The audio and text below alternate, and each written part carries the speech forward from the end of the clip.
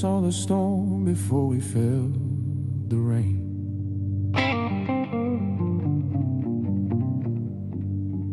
Does your judgment don't miss nobody? Not then, not now. Oh, oh.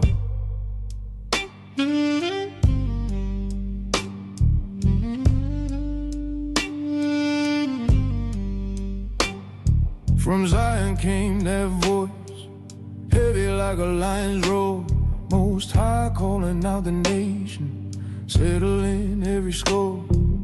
Gaza, Damascus tide, he said, I remember what you done. Fire gon' meet your strongholds when the reckoning comes. Ain't no hiding from the truth when the trumpet begins. He said, for 3 transgressions, and yeah, for 4 I ain't holding it in. Judgment rolling in like thunder on the plain. Ain't no peace when wicked men keep playing with.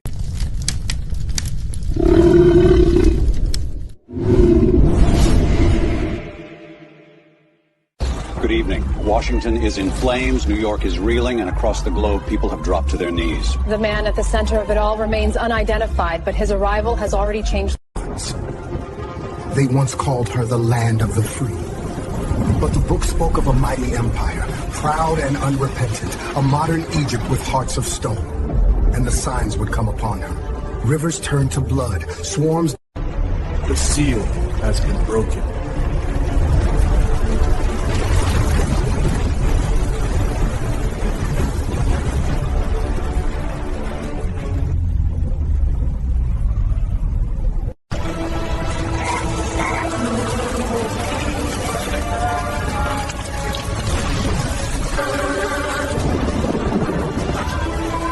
Plagues upon the land, and the night grew still.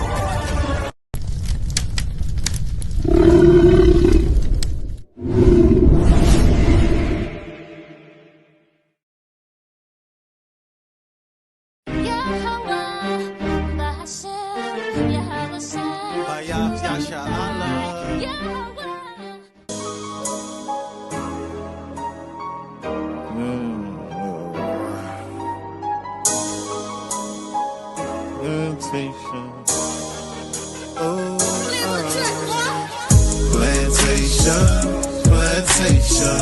9 to 5 be the time I was wasting. Man, I feel like I need a vacation. Saving up for my resignation.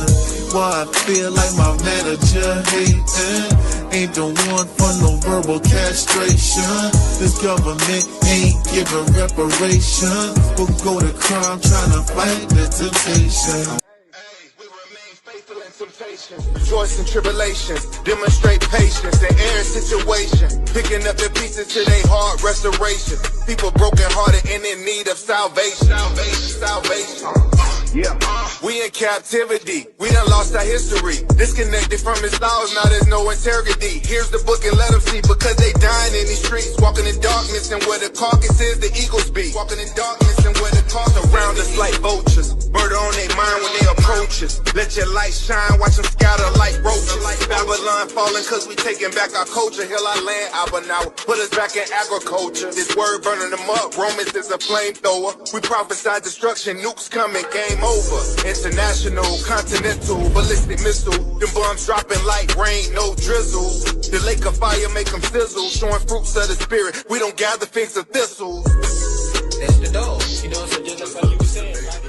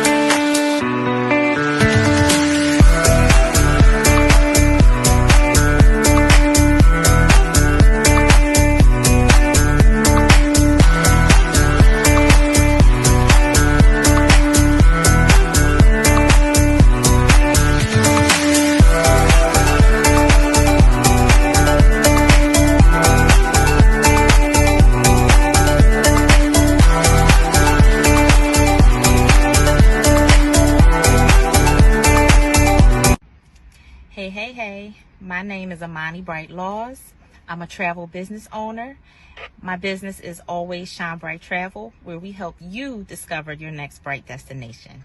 I want to talk to you really quickly today about becoming a travel business owner. Listen, if your passion is traveling, if your passion is exploring the world, if your passion is wanting to travel and explore the world, then you should become a travel business owner, okay?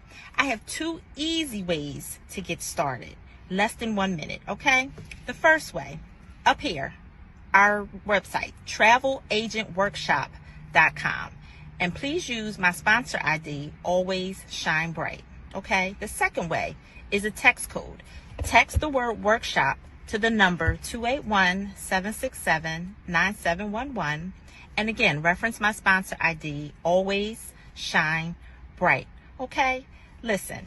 The workshop is free. It's a free 3-day workshop, which gives you all the information on how to get started to become a travel business owner, okay? Any questions that you have will get answered within that workshop, okay? So let me meet you on the money-making side of travel, where you can turn your passion into your paycheck. Y'all know what time it is. It's your boy, Chef D-Nail. Over here, Guess Who's Cooking? Good cooking, good eating, good living. Y'all know how we do it every Sunday about this time, man. We're going to get straight to it. We got the chicken and dumplings, all right? We got the perch fish with the mac and cheese, with the yams, with the 5 cheese toast over here on the Texas side. And, of course, we got the world-famous turkey tips, all right? We also got, on this one, we got the greens with the turkey tails, and we got the spaghetti. You already know what time it is, man.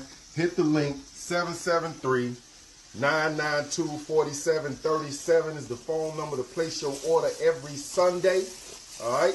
And you can hit us up on the Cash App to make payments at Guess Who's Cooking, the number 2, all right? You can hit the www.guesswho'scooking on the World Wide Web. You can catch us on Facebook Marketplace under Guess Who's Cooking, and of course on TikTok, man, at Guess Who's Cooking. Come on down, get your orders.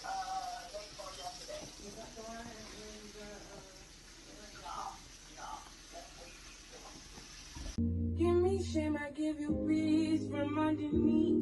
Give me mind and be a light to reignite. Can you open up the doors to let me in? Can you open up the doors to let me in? You could put the heart inside, don't tap my head. As I sing the love inside from out my mouth. Tell me what you need to find. Tell me now. Tell me what you need to find.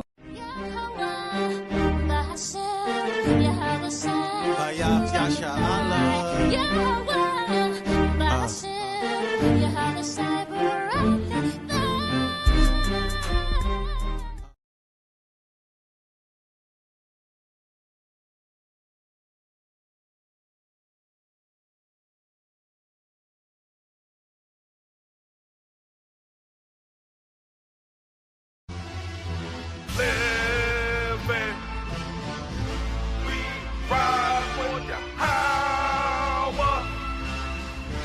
Lead the way, Lord, your power shine as we pray for the fall of America.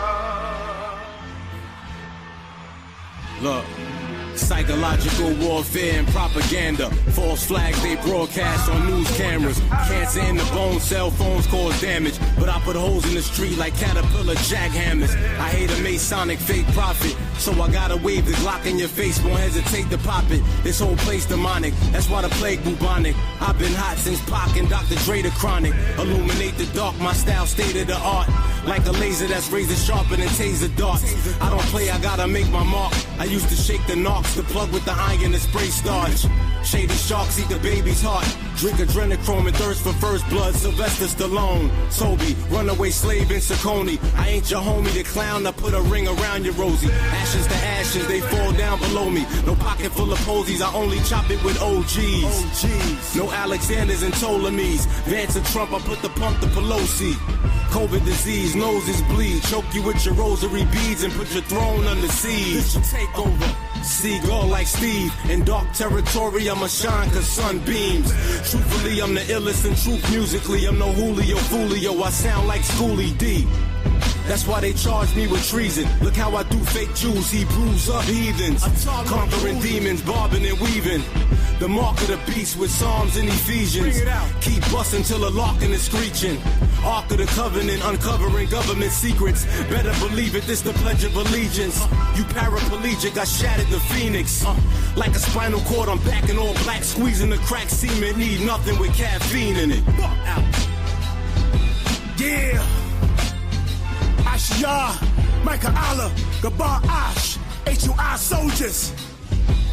The 2/3 going crazy, mentally bugging. The 1/3 waiting for your Howard Shah second coming. The world's going topsy-turvy like the tiddler. Confused that the bitter is sweet, it's bitter. But the hand of the righteous man is gonna get him. That's your Howard Shah come to destroy the white man system. You don't know the half or can figure out the math. When your Howard Shah blow for the fire from his wrath.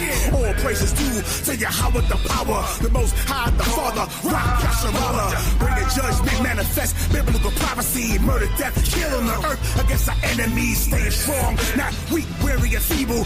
Ride for your Howard Shah and my peoples, staying in the truth, Lord willing, till I'm devoured. I'm gonna hide, but ride and die for your Howard. Yo, how about I die for my God and the Howard Shah? At the times of the wicked, he electrifies, sanctify all my people that was meant to fly, petrify all the demons that was meant to fry. Heathen nations in our hoods will gentrify, perpetual hatred, Lord, let me clarify. And 6235 and I verify. Lord sheep under Howard that we edify. Liquefy, identify, maybe specify, intensify all the other nations that he terrifies. The Bible scriptures kill you bugs like insecticide. Killing nothing, he do children like it's pesticide. You other nations think you're good cause you stepped aside. Chariots and earthquakes come to rectify. Killing all I do with your Lord genocide. And gotta answer your power when I testify.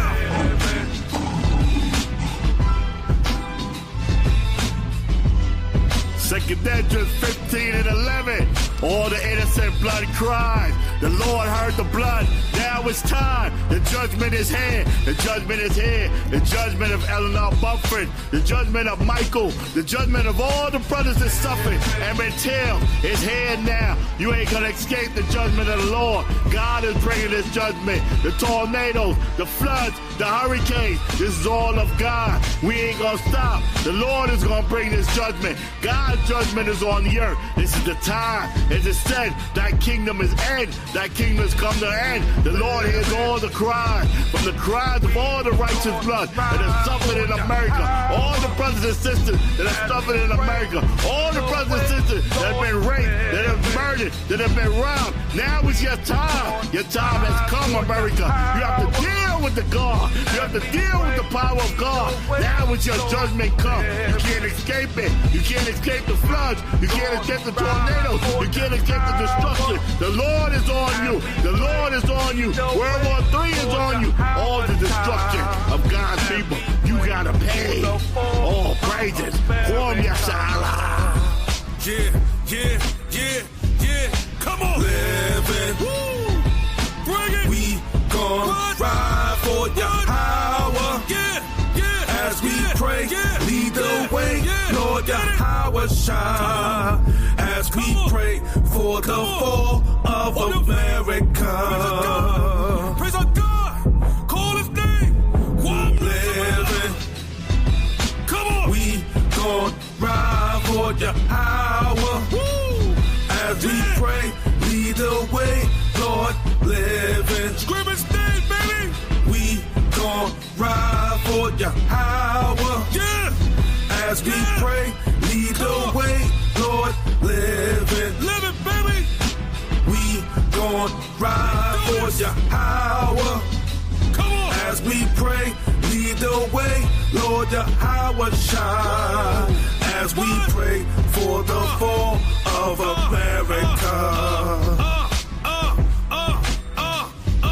Come on. Living. Yeah. We ride for your power. Come on. Lead the way, Lord, your power shine. As we pray for the fall of America. Come on.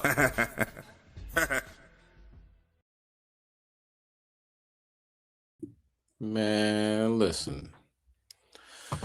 Man, New York got the rap game so vicious. You know what I'm saying? So that is HOI NYC, New Jersey. Yeah, bars. That's All right. right. You know what I'm saying? Shalom, shalom, shalom. All praise, honor, and glory to Yahweh Shema Mashiach Yahushai. This class is called The Plagues of Egypt. All right. I'm your host, Kasadia, HOI Philadelphia. And my swordsman today is Shakanya, HOITL. ATL Philly Connection. You already know what it is. That's right. You know? So we are going to begin with the Lord's Prayer. So you want to bow your head for reference, face the east. We're going to get started. This is the Lord's Prayer in ancient Paleo Hebrew. Abanawa, Shabbat Shemayim, Quadash, Haya, Shemka, Yahweh, Malafaka, Thaba'a, Ratazayaka, Haya, Aisha, Balrataza, Kawa, Haya, Bashemayim, Natananawa, Lacham, Kau, Yawam, Wasalafnawa, Kabawafnawa, Kasalafnawa, Kabawafyanawa, Wala'a, Dabayanawa, Banasaiwan, Abo, Hawashainawa, Mayan, Rai, Kaya, Laka, Hamalakwa, Wa'ala, Wata Palaraf, Liwalunyam, Aman. That's the Lord's Prayer. That's in Paleo Hebrew. You can find that in Matthew chapter 6, verse 9 through 13. All right. See, yeah, you know it's a so-called New Year's Eve playing ghetto games. Are they gunshots or fireworks? Yes, as good as mine. 9 times out of 10, though, you in the hood, it's gonna be some gunshots. Unfortunately. You know what I'm saying? So you might be hearing that in the background. But you know, if you're here, you know what I mean, that's all praise to the Most High, because a lot of people are, you know, living in the days of Noah, eating, drinking, partying, doing all these things while America is systematically being dismantled by God. You know what I'm saying? Who the world ignorantly calls God, Yahweh, and his son, Hamashiach Yahushai. You know what I'm saying? So best place you could be is right here reading the word. You know what I'm talking about? So we of course it says Fair Use Act in the beginning of the video. Just want to reiterate that Fair Use Act. Okay. We're gonna looking at some things that's going on in the world. The plagues of Egypt back on the earth. You know what I'm saying? And there's really nothing anybody can do about it. You know, the best thing you can do about it, so-called Black, Hispanic, and Native Americans, is follow God's laws, statutes, and commandments so you can escape the judgment that is clearly taking place across the four corners. All right. Let's start with a scripture that's important in this, because you can see the parallel between ancient Egypt and modern day Egypt. All right. So that's in 2nd Ezra, chapter 15, verse 11. All right. No need to go out, you know, to some club overpriced. You know what I mean? $50 to get in, $100 to get in. Drinks $20, $30, watered down. You know what I'm saying? You celebrating a new year in the middle of winter, dead in the middle of winter. You know what I'm saying? You're gonna wake up, you're gonna think somebody robbed you because you was buying everybody drinks. You know what I'm saying? And that's if the Most High allows you to make it home. You know what I'm saying? A lot of people are not going to make it home. A lot of people will be stuck. You know, their friends going to leave them. They're going to be too intoxicated to find out where they're at. They're going to get robbed. They might get left. Angel might pick them up and just drop them in the middle of the water. This is what happens. You know what I'm saying? So to avoid all that, open up your Bible, take your pen and pad out, and let's talk about what's happening throughout the earth. Khan, you can bring it out. God, this is the book of 2nd Ezra, chapter 15, in the Apocrypha, beginning at verse 11. But I would bring them with a mighty hand and a stretched out arm, and smite Egypt with plagues, as before, and will destroy all the land thereof. Kind of key word, as before. So it's going to strike Egypt with plagues, right? This is modern day Egypt. Okay. This has 25%. America has 25% of the world's incarcerated, the amount of people incarcerated in the world, 25% are in America. You know what I mean? America has what, 300 plus million citizens, people that live here, right? India has 1 billion. China has 1 billion. 25% of the world's incarcerated people are in America. Okay. The war on drugs in our neighborhoods. So it's constant police oversight. You know what I mean? A lot of people going to jail or probation and parole, you know, violators might have a drug problem, came out, did their time, now they're on probation or parole, and you know, they have a drug problem, so they failed the drug test. So instead of getting help for the drug test, it's like, or not drug test, for the drug addiction, send them back to jail, send them back to prison. You know what I mean? People on ankle monitors. It is big business in America. You know what I'm saying? From the time our ancestors were enslaved, 13th Amendment happened. They said you're still enslaved if you commit a crime. Okay. So when you look at the judges, the lawyers, the stenographers, the COs, the buildings, the GEO, the Whacking Hut, it is big business. This is on stock markets. You know, it's just traded on stock. You know what I mean? If I get a lot of people that come in my jail, then my price of my stock goes up. They have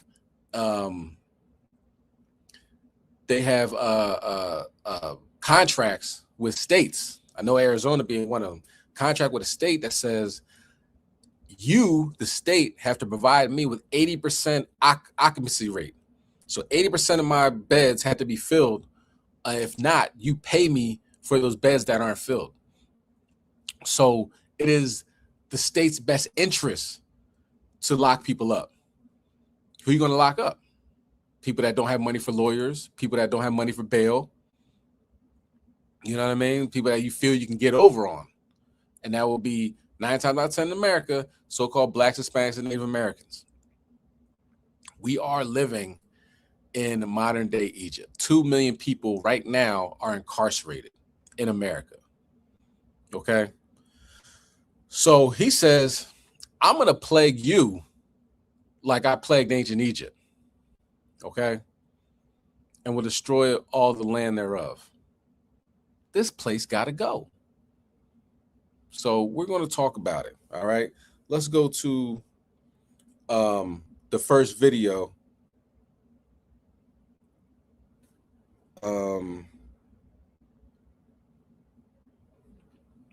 Matter of fact, what we got here? Look at that. Some estimates putting the total system revenue over 70 billion a year, while inmates earn very little, often less than $1 an hour. And that's very important too. It's literally slavery. So building up JCPenney's, Walmart's, Targets, all those, you know, you get like a desk. You're like, oh, well, I wonder who put this desk together. Inmate number 4, 5, 7, 8. You know what I'm saying? It used to be people like, oh, just license plates and stuff like that. Nah, it's helmets for war. It's desks. It's your lamps. You know what I'm saying? The things that you buy in the store. It's the inmates that make them and put them together. Salaki. Time. Go ahead. Hey, even they do glasses too, prescription glasses. Con. Look at that. Pretty much everything you can think of, because what morality does America have? Like, oh, you know what? We're not going to do that. We're not going to make them make baby carriages. You know, we're not going to make them put together TVs. Anything that they can do to make money and at the same time oppress God's chosen people, that's what they're going to do. That's what they did. That's what they did. And that's what they continue to do. All right. This is modern day Egypt, the house of bondage. That's right. 25%. Think of that. A quarter of the world's incarcerated individuals are in the land of the free. You got to make that make sense. You know what I'm saying? So it's really, it's all lies, all propaganda. And that's why you have the pyramid on the back of the dollar bill. They understand this is ancient Egypt. They understand it's run off of oppression and slavery and incarceration. They understand that, okay? And that's something that we have to understand so we can combat this. You know what I mean? Do everything in your power not to get locked up. If you follow the law, statutes, commandments, you're not going to be out here robbing and stealing and shooting people and losing your temper. You know what I'm saying? You're going to be treating your brother as you want to be treated. You're not just going to be beating your wife because she looked at you funny, or you drunk and, it's New Year's and you're upset and you just want to beat somebody up. So you beat up close people. No, if you follow the law, statutes, commandments, you're going to love your wife. You're going to love your children. You know what I mean? Not going to be following after these wicked holidays. Because think about it. The wine and spirits is out tonight, man. Everybody's drunk. There's going to be so many car accidents and people not even knowing where they at. Spirits be jumping on people, shooting up the clubs. You know what I'm saying? Literally shooting up the club. You know what I mean? People going to wake up in jail like, yo, how did I get here? You know what I mean? That spirit jumped on them, did some evil stuff, and now they locked up for the rest of their life, possibly. You know what I'm saying? So when everybody's partying, you might ask yourself, if everybody in America, if it's a wicked country and everybody's partying, I don't think I really want to party with them. You know what I'm saying? I'm going to try to be holy and set apart. You know what I mean? Kind of look at that. Made alcohol-related incidents, heavy alcohol consumption is a major contributing factor to many New Year's Eve crimes. It has been directly linked to increase in violent behavior, assaults, domestic violence, sexual assault, property crimes, intoxicated individuals, drunk driving incidents. Common. It's going to be a crazy night. Auto theft.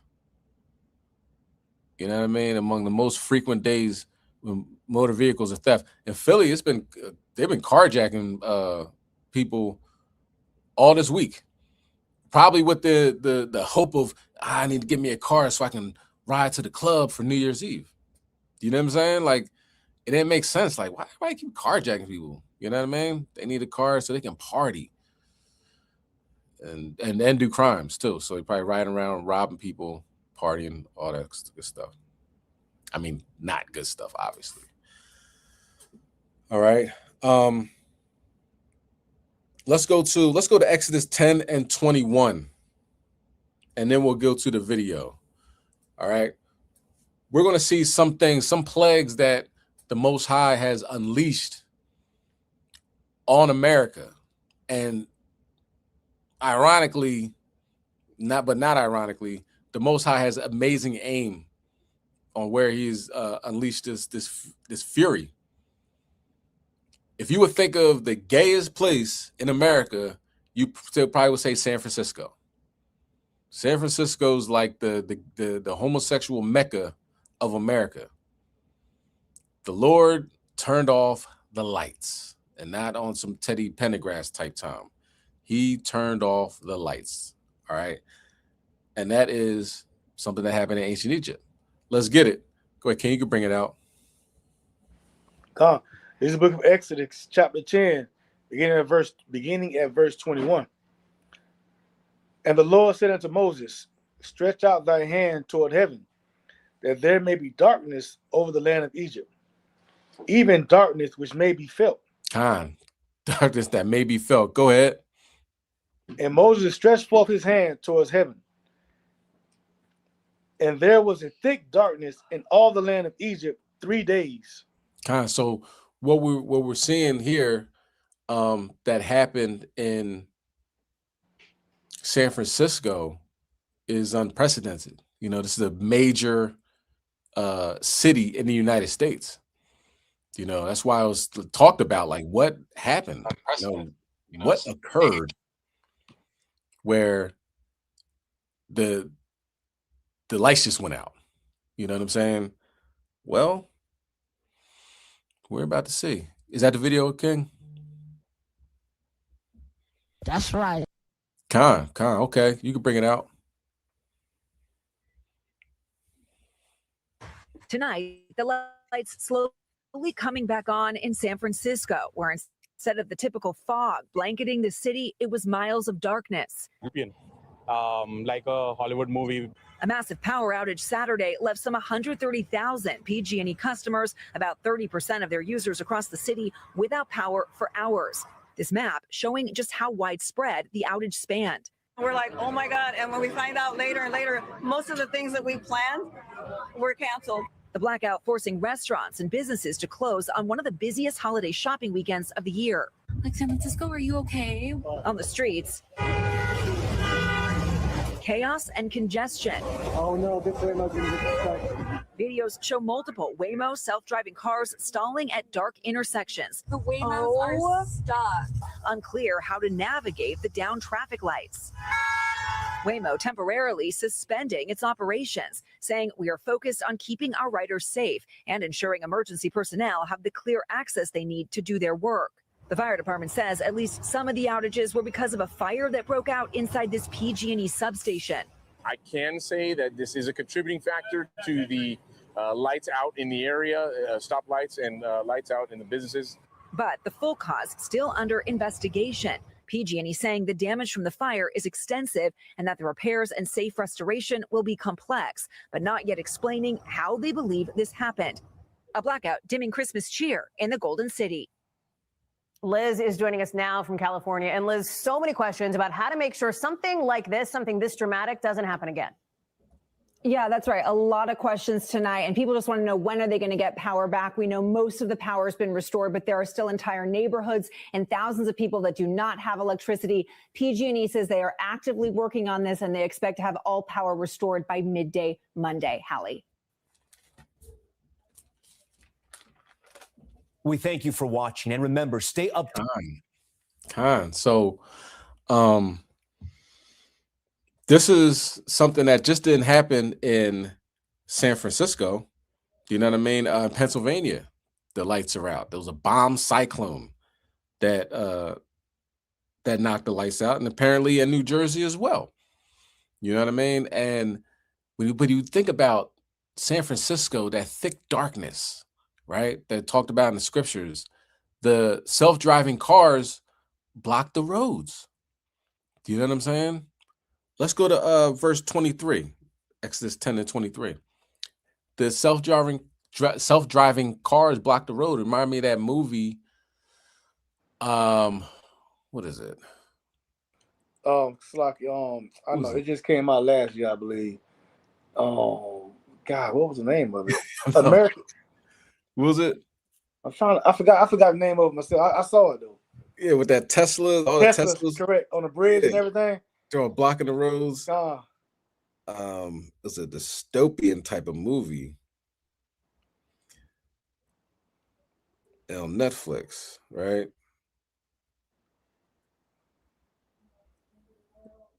Yeah, what was that called? It was like the end of the world type. End movie. of the world. End of something, right? End of the world, Netflix, or Leave the World Behind. Leave the World Behind. That's what it was, right?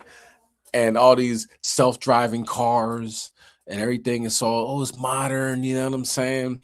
But as soon as everything goes out and everything goes left, it doesn't work. Do you know what I'm saying? This technology don't work. We're right back in the Stone Age. Gosh, sis. Leave the world behind. Okay, so that was a leave the world behind moment in the gayest city in America.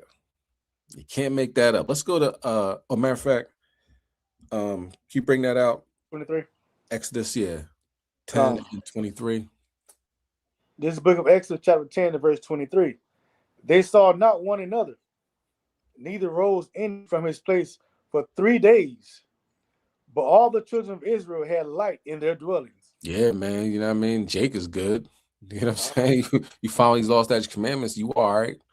You know, Goshen was cool during all these plagues, you know, but everybody else not so much.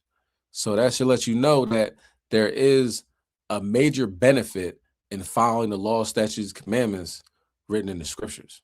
Okay. God ain't gonna leave you stuck, you know, and lead, he's gonna lead the world behind. You know, the world of Israel is gonna be cool. All right. Let's go to Exodus chapter 8 and verse 19. Because what we're seeing, and this is not just happening in America, seeing this in Ukraine and Russia, they're bombing each other. So they're actively engaged in a war. You know what I mean? America is supposed to be so untouched, and this Babylonian horror that is going from one country to another, just, you know what I mean? Being the hoe that she is, you know, is not really in a real war with anybody. But the war is between Yahweh Shem Yahushai and evil. You know what I'm saying? And this is a war that America cannot and will not win. We this country will continue to get beat down and all the resources drained up because they sinned against the Most High God. Bring up King.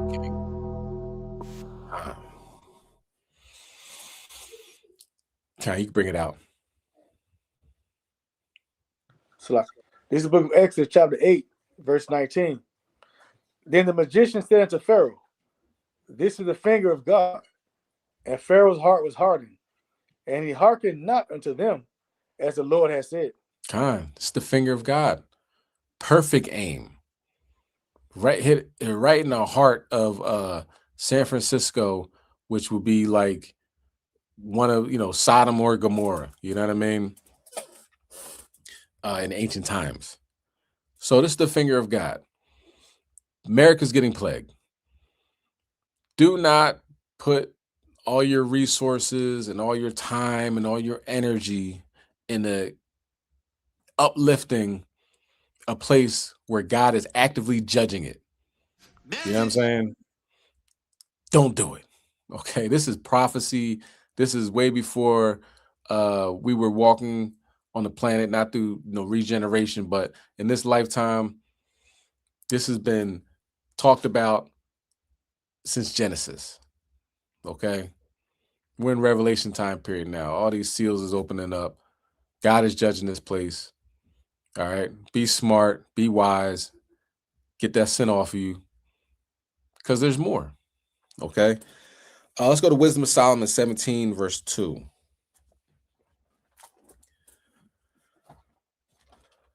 The Lord will turn off the lights. Put it like that. You know what I'm saying? He's done it. And one thing about the lights, as we find out in Wisdom of Solomon, is that although the lights are on or off, Salakia, that's not it. It's not just the lights going off. It's other things that come with that. All right. And it's not a good look. You know what I'm saying? If you don't have the Most High on your side and these lights go off, other things happen with these lights. Let's get that. Wisdom of Solomon, chapter 17 and verse 2. This is the book of Wisdom of Solomon, chapter 17, verse 2. For when unrighteous men thought to oppress the holy nation, they being shut up in their houses, the prisoners of darkness, and fettered with the bonds of a long night, laid their exile from the internal providence. Khan, go ahead. For what they supposed to lie hid in their secret sins, they were scattered under a dark veil of forgetfulness, being horribly astonished and troubled with strange apparitions. There's apparitions along with that. All right. Ghostly figures. It ain't just the lights going off. It's things that are happening as the lights are off. You know what I mean? And it couldn't happen to a more wicked city than San Francisco. Okay. Let's get the book of Nahum, chapter 1 and verse 8. So almost like that, the woman that was in the movie, was it The Mist? Like, he is a stern and vengeful God. And we have been mocking him far too long. You know what I'm saying? But think about San Francisco. They have their, they take the rainbow flag and this is our rainbow now. You know what I mean? Really prideful, really prideful. And the Most High says, in the beginning, he's like, look, be fruitful and multiply. They're like, nah, we're not going to do that. We're going to do the opposite of what God says to do. So is San Francisco done? Is he done with San Francisco? I don't think so. You look for some sinkholes and earthquakes happening in that region of the world. Because, the Lord right now is in judgment mode. And it's best to let him go. Don't get in the way, okay? Let's bring that out. Nahum chapter 1 and verse 8. Come on. This is the book of Nahum, chapter 1 and verse 8. But with the overrunning flood, he will make an utter end of the place thereof, and darkness shall pursue his enemies. And we get to the enemies of the Most High, Psalm 83. It's all the nations, they're enemies of God. So it's going to get dark. It's going to get dark for the heathens. You know what I'm saying? You got to seek out your own salvation with fear and trembling. All right. But let's keep going. There's more. Let's get to the crash dummies section. There's a lot of crash dummies falling out of the sky. If you ain't got the angels with you, I don't know why you still continue to fly. You know what I'm saying? Like, I don't get it. You know what I'm saying? Just stay at home and wait for your judgment. But people still insist on getting on planes and helicopters and private planes, and they continue to fall out the sky. Mexico, 10 gone. Statesville, North Carolina, 7 no longer here. And one of them was like a famous NASCAR driver. You know what I mean? He drove NASCAR his entire life and survived. Got in a plane, no longer here. Okay. New Hampshire, pilots ran into a condo. In Van Nuys, California, somebody tried to steal a plane and just didn't realize that he couldn't fly. Like, you know what I'm saying? Don't you have to learn how to fly? It's not like stealing a car, Even them, they still crash, but when you crash in a plane, that might be all she wrote. Very, very dangerous. Very, very. All right. Let's go to Exodus chapter 14 and verse 24. People are falling out the sky.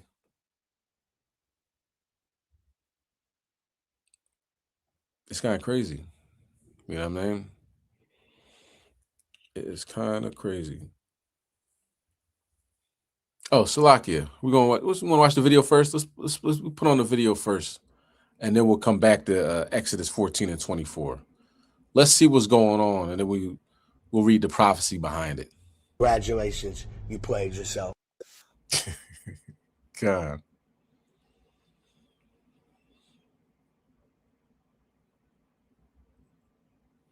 You know what I'm saying?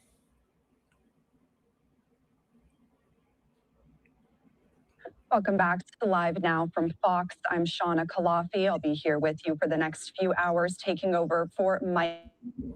Page. We do have an update on some breaking news we brought you yesterday. The two helicopters that collided mid-air in New Jersey. We have this from Fox News. It says, tragic update. 2 pilots are now dead after 2 helicopters collided mid-air and crash landed in New Jersey on Sunday morning. Police said 65-year-old pilot Kenneth Kirsch, who was airlifted to a hospital, has died from his injuries. 71-year-old pilot Michael Greenberg was pronounced dead at the scene. Now, Fox 29 Philly is at that crash site right now. Let's check in with Greg Payne, who's live there now with this update. Greg.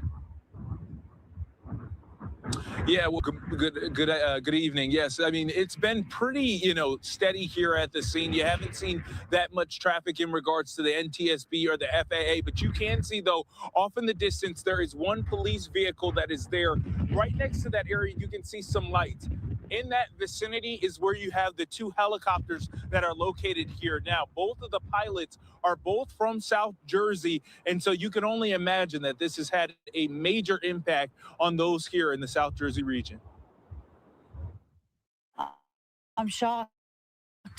I can't believe it. Luann Thornton of Carney's Point is still trying to wrap her head around the death of her neighbor, 65-year-old Kenneth Kirsch. Hamilton police say just before 11:30 on Sunday morning, Kirsch was involved in a mid-air helicopter collision with another helicopter. He loved flying, and he did it for years. This video showing one of the helicopters spinning out of control to the ground. Police say the collision occurring shortly after the 2 helicopters took off from nearby Hamilton Municipal Airport. The other pilot, identified as 71-year-old Michael Greenberg of Sewell, died on scene. Meanwhile, Kirsch was flown to Cooper Trauma Center, where he later died. We're told both pilots were friends. I'm going to miss him. I can't believe this. Luann says Kirsch didn't have kids and was divorced and was an architect who was planning on retiring soon. Yeah, I guess in a way it's ironic because he died the way he, something he loved. Mm-hmm. Yeah, but it's just tragic. Mm-hmm. Yeah, I never expected that to happen to him. Never in a million years. The NTSB and FAA are now working to determine the cause of the crash. Yeah, there certainly is a lot involved, and the first thing that they want to look at is the scene of the accident, what information they can get from the evidence about how the aircraft landed. They're going to certainly talk to witnesses. According to police, some of the witnesses say the helicopters were traveling close to each other just before the crash. Former Navy pilot and aviation attorney John Gagliano says that it's called formation flying, and it's allowed under the FAA regulations. As long as both pilots consent to the formation and they've briefed the formation, then it's absolutely allowed. It is a very specific skill to fly in formation that takes specialized knowledge and training. Which experts say the investigation will look into everything from the pilot's experience, their training, and the condition of the aircrafts. As I mentioned, whether there was a mechanical difficulty on one of the helicopters before the collision occurred. That's certainly something that's relevant and something that the authorities should be looking at. Now, as to be expected, there is going to be a law enforcement presence that's going to be out here overnight as they are watching the scene. Now, tomorrow, both helicopters will be recovered from the accident site and moved to a secure location where they can be further examined. Now, the next planned release of information will be the publication of a preliminary report, and we're expecting that in about 30 days. Shauna? All right, thank you so much, Greg, for that update from the crowd. Congratulations, you played yourself. Yeah. You know what I'm saying? Like, he loved doing that. Well, he need to stop loving that because that's what'll take you off of here. You know what I'm saying? Your last name was the boy Michael Greenberg, right? You wrote a Revelation 12. It says the Archangel Michael's going to be knocking them out the sky. And those Amalek at that, oh my goodness. He probably saw you must got some nerve. You have my name, you're gonna be Amalek. You gotta go. You know what I mean? So let's get that. Let's get the prophetic side of this. Exodus chapter 14 and 24. Okay, because Pharaoh's men were in chariots, right? Oh. And here we are. Now, people say I can fly and I'm in the heavens and this, that, and the third. I got my pilot's license. I should be able to do this. So I said, I need you to have a few seats. Go ahead, King. You bring it out. It's the book of Exodus, chapter 14, and verse 24. And it came to pass that in the morning watch the Lord looked unto the host of the Egyptians through the pillar of fire and of the cloud, and troubled the host of the Egyptians. Go ahead. We read on. And took off their chariot wheels, that they drave them heavenly, so that the Egyptians said, Let us flee from the face of Israel, for the Lord fighteth for them against the Egyptians. He took off the chariot wheels, knocked them down the sides, So this is what's happening globally. Like I said, it wasn't just North Carolina, it was Mexico. It wasn't just Mexico, it was New Jersey. You know what I mean? These planes are falling out the sky, and they're going to continue to fall out the sky to the point where when they realize what's happening, they're probably going to be calling you up, email, DM you, like, can you pray for me? I'm about to get on a plane. I'll cash app you $3,000. You know what I mean? Here's a bar of gold. I'm about to take a flight. Can I not die? You know what I'm saying? I ain't helping no daggone heathen. I'm saying this is Lord's will. Don't get in the way of the Most High. When it's gonna happen, it's gonna happen. They want to send that bar of gold. Do that. Ain't nobody praying for you. That's out. Okay, so yeah, you got darkness, planes falling from the sky. How about we take a trip? Let's take a trip to Iran, where you now have blood in the sea. And it's very interesting. If you want to sit back and think about this, right? The time that this happened, I believe, was a little over a week ago. Ask yourself, what is happening in Iran now? Carnage, protests. The people are rising up all over the country. You can see it in real time because these devices everybody has in their hand. And it looks like a possible war again with Israel. This usually happens. If you've been paying attention, geopolitical events, before they go to war, they start chopping down the government a little bit. You know what I'm saying? With these protests. Protests end up going to the military bases or different government facilities and attempting to burn them down. They try to do it from the inside first, and then they start throwing some missiles. So we're going to look out for the missiles, all right, coming into this so-called New Year, right? But in Iran, some blood was in the sea. All right, let's start with the scripture first. Let's go to Revelation chapter 16 and verse 4, because we're in Revelation time period right now. So why wouldn't blood be in the sea? Okay, and we're going to get to,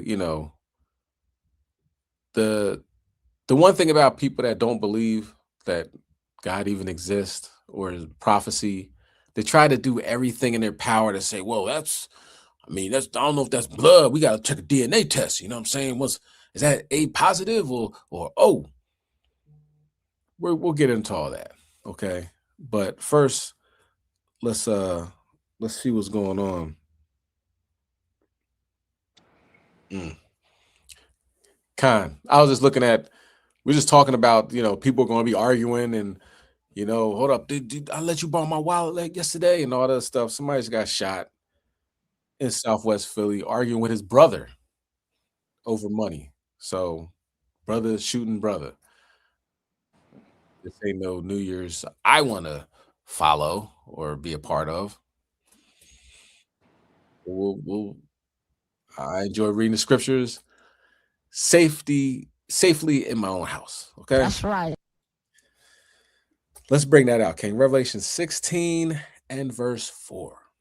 It's the book of Revelation, chapter 16, beginning at verse 4. And the third angel poured out his vial upon the rivers and fountains of waters, and they became blood. And they became blood. Okay, this is what happened in Iran. You know what I mean? And ironically, this is crazy how this is all transpiring, because I wanted to talk about this last week. Time restraints, really couldn't get into it, right? But with this, and it being like over like a week ago, now you see the effects.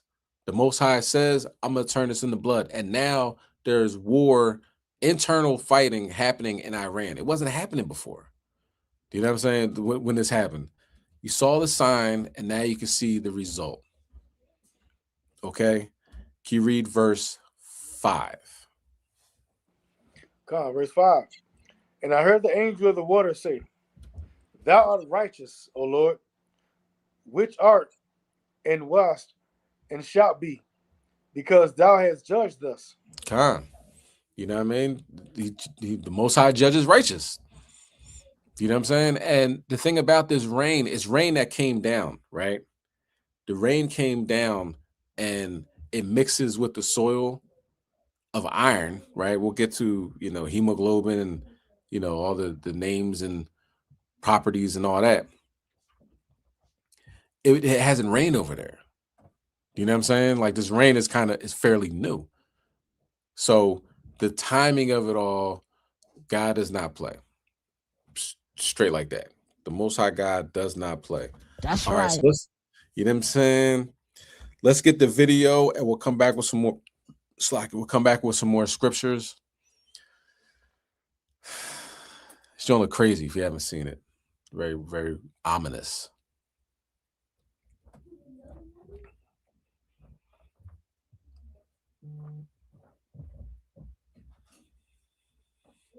Podcast, where we explore fascinating stories from various fields. In this episode, we break down the haunting visuals of blood-red water on Iran's Hormuz beach that stunned the internet and sparked prophecy fears worldwide. As rain transforms the shoreline into a deep crimson spectacle, we question, are these scenes a warning from ancient scriptures, or a striking reminder of how powerful nature and science can appear when misunderstood? Iran was drenched by welcome rains on December 10th, as it battles the driest autumn in over 50 years. On Hormuz Island's Red Beach, the water turned red, giving the illusion of blood-drenched rivers. According to social media posts, the beach and the sea were awash with a bright red color. Videos and photos of the red water were splashed across social media, although it couldn't be verified whether they were linked to the December 16th rains or if they were from March this year, when similar scenes were witnessed in Hormuz. It is possible that the posts are sharing older images and videos of the red rain from the previous event. Irrespective of that, the red water has generated a lot of curiosity among netizens, as Iran, battling drought, saw rainfall after a long time. Some of them linked it to a biblical prophecy, which describes the world ending and the sea, rivers, and springs turning to blood. A user wrote on X, "Blood in water is an apocalypse sign primarily comes from the biblical book of Revelation, describing angels pouring bowls that turn sea, rivers, and springs to blood as divine judgment during the end times."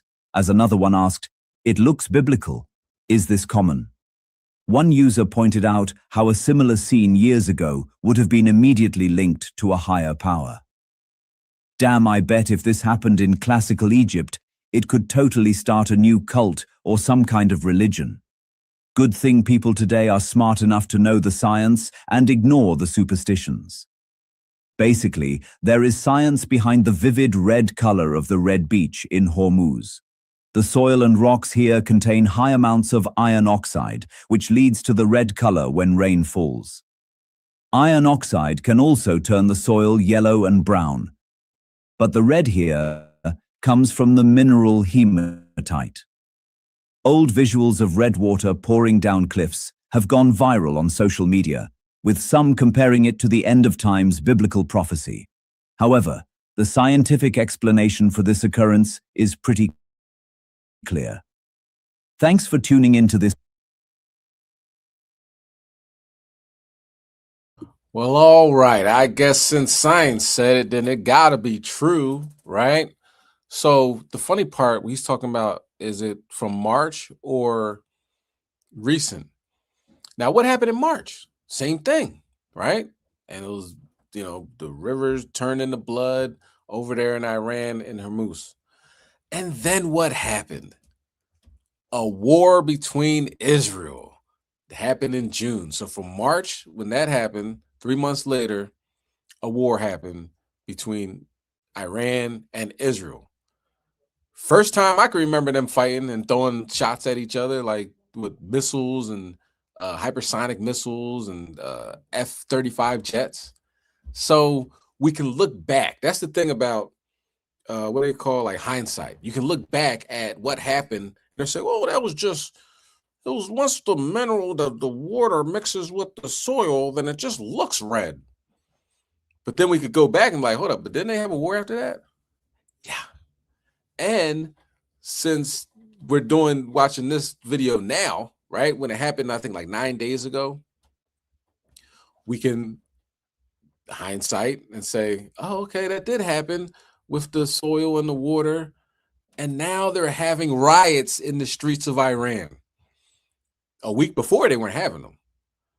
Now they are. So these are signs. You know what I mean? If you have a spiritual insight at all, you should be able to see these things, right? Hemoglobin. It's iron-rich protein in red blood cells. Hematite is common iron oxide mineral, primarily ore of iron. Greek word for blood. I mean, if you want to check the DNA of the water and say if it's AB type, you know what I mean? Is it A positive, B positive, then feel free. But the common ingredient, as we see in hemoglobin and in hemotype, is iron. Hence, blood. Okay, so let's go to Exodus chapter 7 and verse 17. Because what it comes down to is, right, people that don't believe in God, really don't like the Bible, you know what I'm saying? Might be, practice Islam or whatever like that, which was, and I think that news broadcast is based out of somewhere in Asia. It might be India or something like that. They believe in some totally different Krishna and everything. So anything in their power to take any the validity away from the Bible, they're going to take it. You know what I'm saying? But that doesn't take away the validity of the Bible just because you don't understand it. Okay, let's bring that out, King. It's the book of Exodus, chapter 7, verse 17. Thus says the Lord, and this thou shalt know that I am the Lord. Behold, I will smite with the rod that is mine, Slaki, that is in my hand upon the waters which are in the river, and they shall be turned to blood. Most High said he's going to smite. You know what I'm saying? He said, I will smite with the rod that is in my hand. Okay, so ironically, the same iron, right? The iron-rich protein that makes blood red is iron in the minerals over there in Hormuz that makes the water turn red. Yeah, that's biblical. Just saying that's biblical. Okay, so that's happening right now. Israel will more than likely strike Iran, or Iran might strike Israel, because technically they're still at war. Nobody signed any peace agreement. It's kind of like a break in fighting. Just like with North Korea and South Korea. They're technically still at war. You know what I mean? It's kind of like a break in fighting. You know, Israel needed a break because they were getting bombed back to the Stone Age by Iran. And they needed to re-up on their missile defense systems, which is extremely expensive. Iran throws a couple $100 drones at them, and they got to spend a couple $100,000 or thousands of dollars on the missile defenses. And you know, you can only keep up with that so much. Okay, that's why it comes out of American tax dollars, right? You gotta make sure Israel is not, you know, getting bombed back to the Stone Age. But nevertheless, they did, and nevertheless, they will continue. Let's continue. All right, now let's talk about bird kills, fish kills, fish dying off, whales dying off.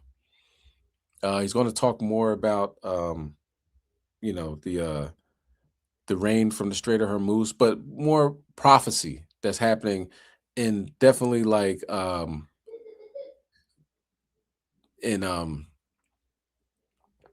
currently going on. This isn't going back 10, 20 years, whatever like that. We could, but this is all recent stuff. Okay. Let's start with Hosea chapter 4 and verse 1. Because here we are in the last days. It's so-called New Year's Eve. People are getting drunk, high, out of their mind. There's fish dying in the sea. There's birds falling out the sky. Blood rivers.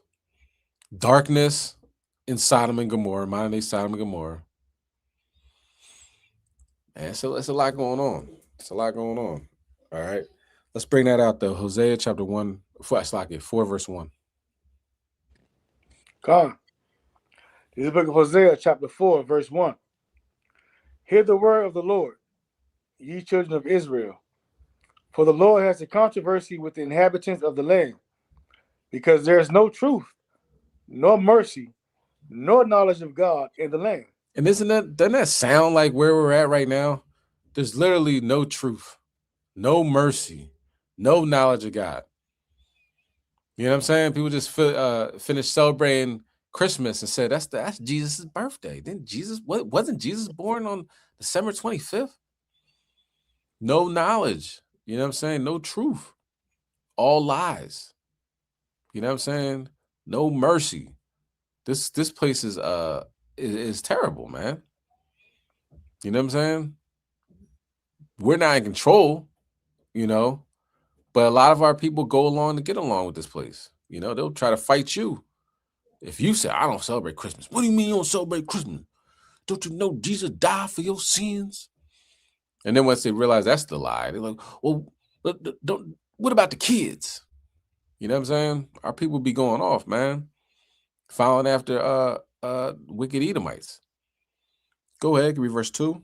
Verse 2. By swearing and lying and killing and stealing and committing adultery, they break out, and blood touches blood. All that stuff's going on tonight.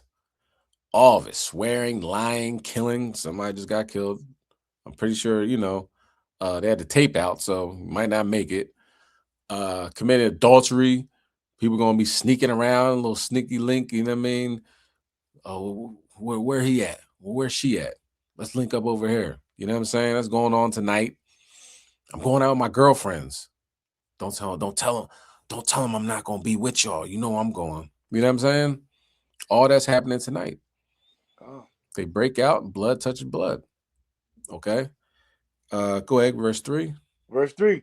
Therefore shall the land mourn, and everyone that dwelleth therein shall languish, and the beasts of the field, and with the fowls of heaven, yea, the fish of the sea also shall be taken away. So keep that in mind. The beasts, the fish, the fowls, all of them. Okay, and that's a major sign. That's like, wait a minute. You know, this isn't just happening because they'll tell you in a heartbeat, oh, because of the oxygen level in the sea right now is at extremely low rate. So then yeah, okay. Sounds good. Okay. And if the oxygen level was always like that, there would be no fish in the sea. So why is everything happening now? Why are the beasts of the field dying now? Why are the fish dying now? Why are the fowls falling out the sky now? Esau will always give you a reason because he's scared in reality. You know what I mean? Esau is shook. He's like, I got to make you know why it happened? Because the way the sun was shining, it killed the fish that were in the sea. See? Take everything away from God. That's his job. You know what I'm saying? If you're naive enough to believe him, then I don't know what to tell you. But all these things are occurring as we speak now, today. All right. Let's look at a few things that happened in the recent past. Okay, we could play the video dealing with prophecies. You know what I'm saying? And this is a video that can pretty much pinpoint that, man, that time is short. All right, get right. This is the Wednesday wake-up call. Get right so you don't get left.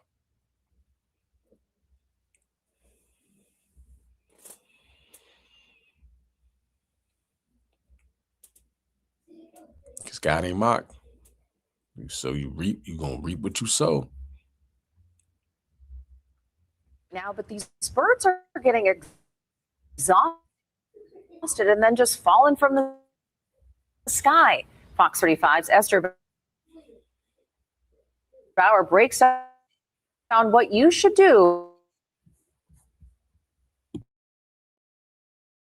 They come from up north, like Canada, and if they go, are stranding themselves on our beaches instead. A horrifying mystery in one Northern California city where residents say birds are being killed at an alarming rate. More than 50 birds have recently plummeted to the ground after perching on a specific stretch of power line in Richmond, which is northeast of San Francisco. The utility says the California Department of Fish and Wildlife evaluated the birds and found no evidence of electrocution. The Department of Fish and Wildlife believes the deaths were caused by a BB gun or a slingshot. Neighbors aren't convinced. Feel like a BB gun doesn't make a firecracker noise. I can't fathom somebody could be that accurate all the time. Now, regardless of what's causing the deaths, residents say they just want someone to take action. Scientists at the Marine Mammal Center say 21 gray whales have died in the San Francisco Bay this year. It's the highest total in the last 25 years. Nearly 2 weeks ago, a 37-foot whale was found floating underneath the Richmond Long Wharf. A necropsy found the whale had likely been killed by a vessel strike. Scientists say its death was surprising because of how late in the season it was and because no whales have been spotted in the bay in nearly 2 weeks. A grisly-looking sight appeared on Hormuz Island in Iran as what's called a blood rain turned the beaches a dramatic crimson color. No, this is not the devil's work or a horror movie set. It's the natural runoff color created from the rock and soil that make up the landscape. The island's red soil is caused by a high concentration of iron oxide, or rust, particularly the mineral hematite. When the sediment mixes with water during a rainstorm, runoff moves across the landscape and washes towards the coast, coloring both the ocean and the sandy shore an intense blood red. Some online reactions to these videos were concerned about pollution or an environmental impact, but experts say there is no ecological threat from the runoff. The haunting visuals of blood-red water on Iran's Hormuz beach that stunned the internet and sparked prophecy fears worldwide. As rain transforms the shoreline into a deep crimson spectacle, we question, are these scenes a warning from ancient scriptures, or a striking reminder of how powerful nature and science can appear when misunderstood? Iran was drenched by welcome rains on December 10th, as it battles the driest autumn in over 50 years. On Hormuz Island's Red Beach, the water turned red, giving the illusion of blood-drenched rivers. According to social media posts, the beach and the sea were awash with a bright red color. Videos and photos of the red water were splashed across social media.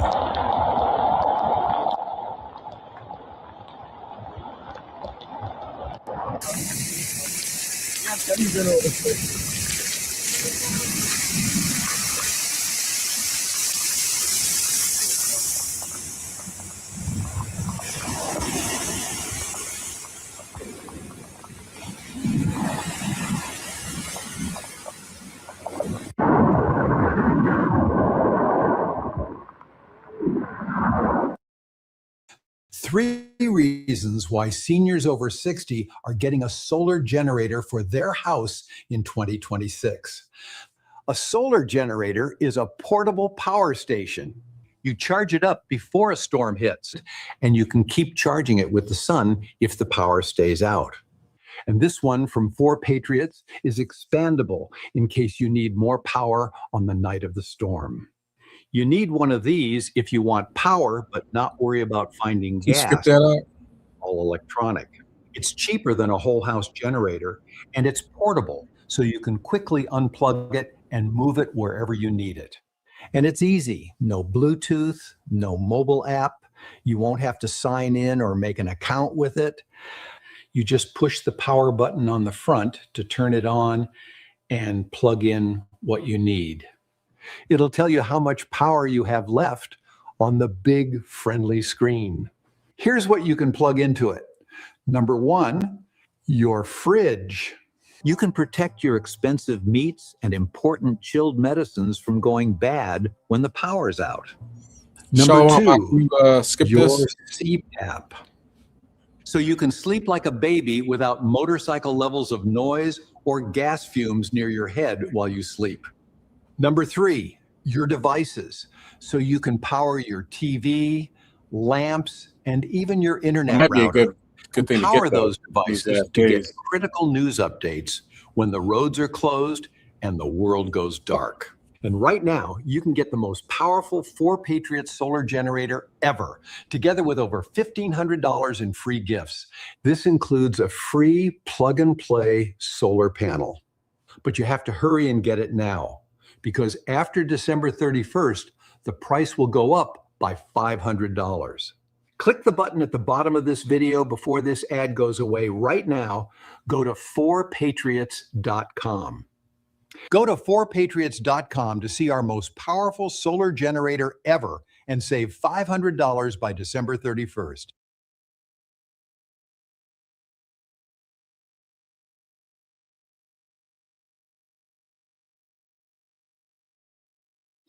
Imagine being able to build anything just by thinking about it. Meet Base 44, a complete AI creation platform made for anyone with an idea and a drive to bring it to life. Describe what you want and watch it take shape. You can plan.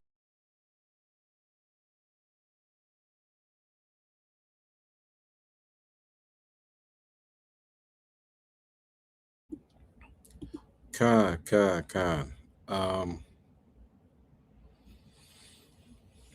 All right, let's get we'll put it like this. Can you go back to that video? Because there was more on the fish and the birds.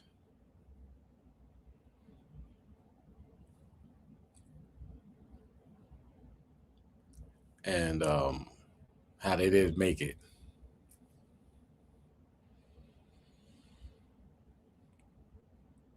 Because prophecy is occurring, and Esau is trying to figure out what's going on. We gotta know what's happening. See me in the comment section. The comment section, say if you think it's judgment, say it's judgment. But if you think that this is all natural occurring things, then put that as well. So either 1 for judgment, 2 for nature. You can play it.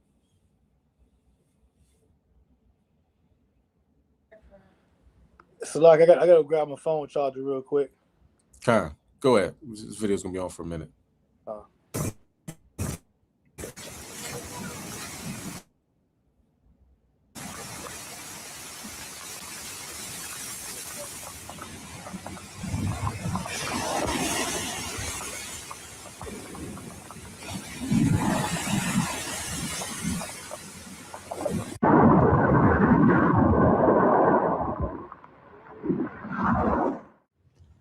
That's a 10-pounder.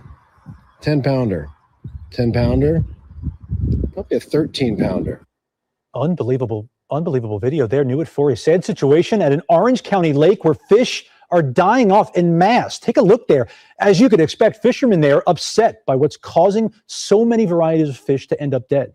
As Eyewitness News reporter Rob McMillan found out, the county is now addressing public concerns about why this is happening.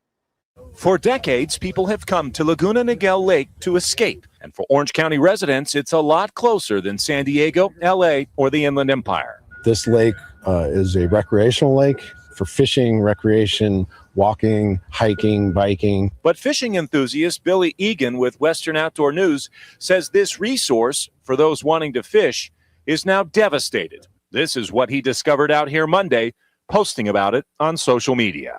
That's a 10-pounder. 10-pounder. 10-pounder. Probably a 13-pounder. There was bluegill, there was catfish, there was carp, and unfortunately, the bigger fish, which are the ones that keep ecosystems going. He says the last die-off happened in 2013, but nothing compared to this. My whole purpose of doing this is just to bring it out to the public so that this doesn't happen again, so that there's things set in place to mitigate this, because, OC Parks had a great response the very next day with about 12 employees, 3 boats, 2 canoes, a backhoe, trucks, getting all the dead fish out. But if they had spent half the resources it took to clean it up to prevent it, we wouldn't be here right now talking about this. So what happened? We asked 5th District Supervisor Katrina Foley. A combination of things I think occurred. We had some aerators that were broken and that had to be fixed. And so there was a time period when they had about 6 of the aerators that were not working. And then there was some algae growth. And so that contributed to the reduction of the oxygen in the lake. Those aerators are now working, but she still has concerns and is hosting a town hall meeting out here next month. I am concerned about the management of the lake and taking into consideration the oxygen levels during that time period when we didn't have the aerators. You can put catfish in here, you can put crappie, you can put bluegill, and you can put trout in here, but it's going to take years for this lake to come back to the bass fishing fishery it's known for. If you live in a Michigan zip code and have 0 DUIs in the last 5 years, listen.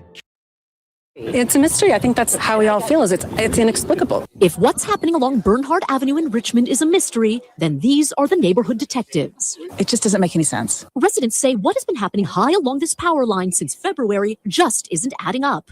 Sounded like a firecracker, and a black, I think it was a starling, just plummeted to the ground. They say there have been more than 50 instances of birds dying along this top power line. Video from a nearby Ring camera shows the moment it happens. Listen for the loud crack.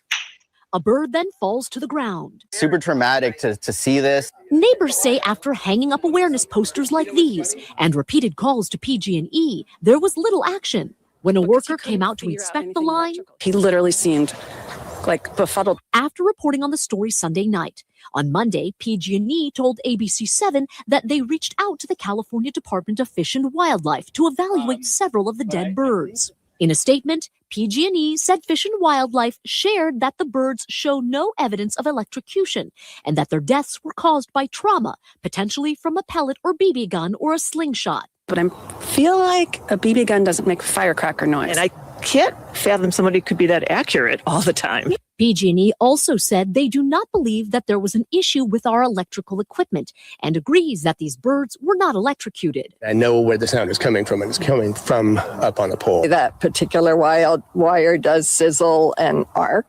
at times. We reached out to the Department of Fish and Wildlife, who confirmed PG&E's statement, but reiterated the cause of death was not clear. For the residents along Barnhard, whatever the cause, something needs to be done sooner than later. We just want it solved, like at the end of the day.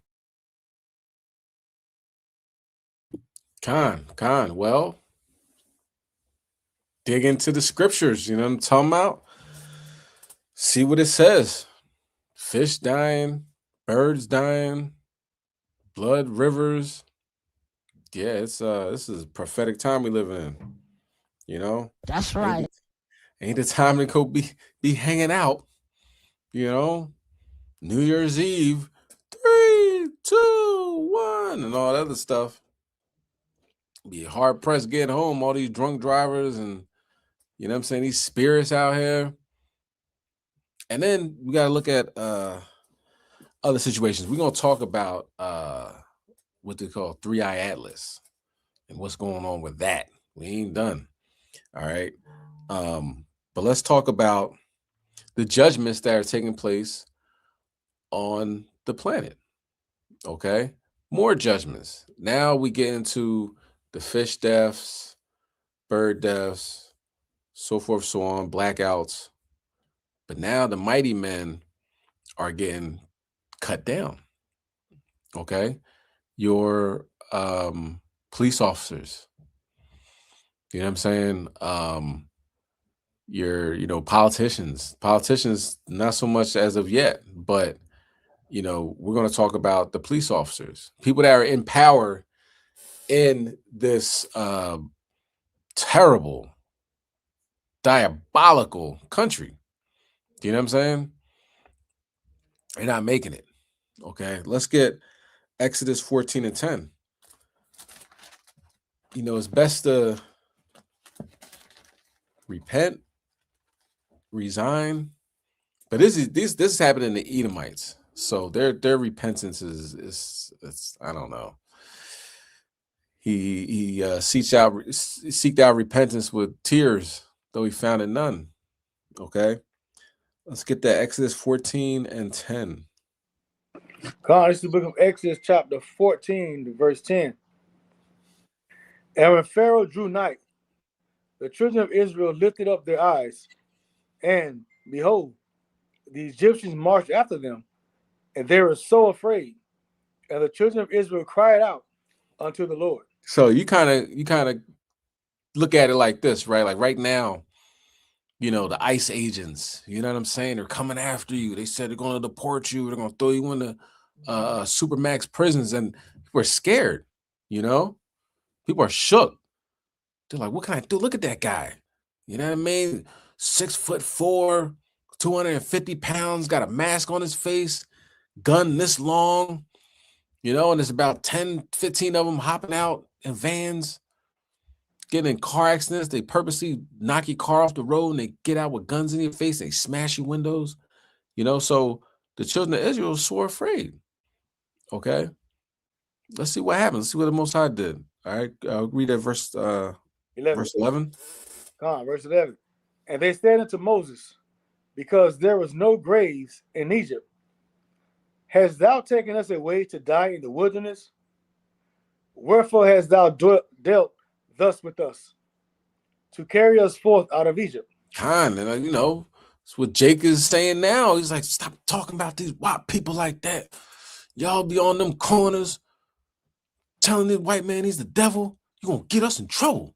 You trying to get us killed, right? That's Jake, man. Christian Jake, scared Jake that don't believe in Yahweh Hashem Yahweh Shai. That's what they saying. Okay, let's read verse 12. 12.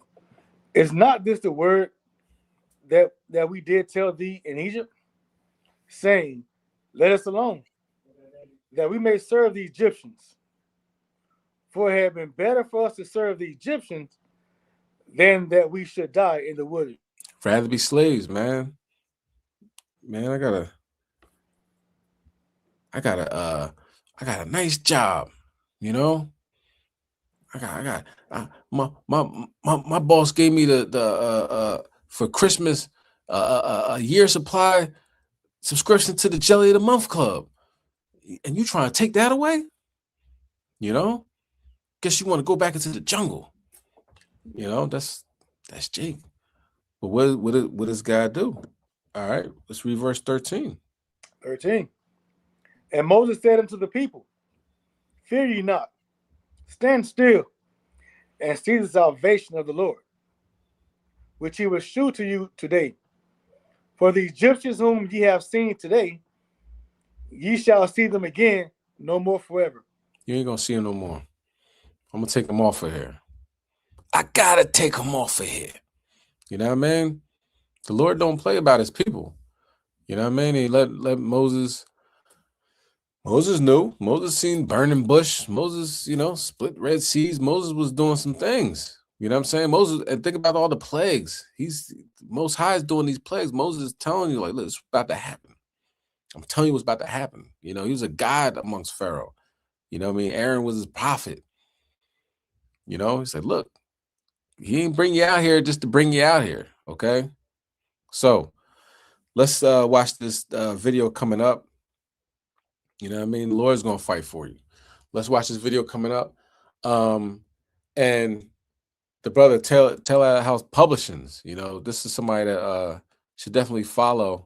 He's definitely worth a follow on YouTube. He has some amazing videos and things that you might not have heard about on mainstream news. He has access and brings out the descriptions and all the things that that is important regarding these topics. Okay, but go ahead, King. You could play that.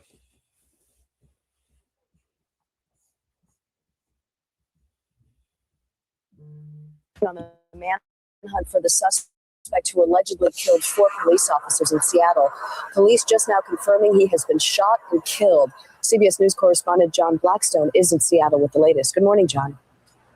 Good morning, Maggie. Well, it was an intense manhunt here in the Pacific Northwest for Maurice Clemens since these 4 police officers were shot. Police now say that early this morning in South Seattle, they were tightening this grip on family and friends, and they found Maurice Clemens. There was a shootout. They now confirm he was shot and killed. But this long manhunt added frustration for a community already consumed by grief. I want to be the voice for my sister now, to keep her alive. And I would urge that if anyone has any information, please come forward.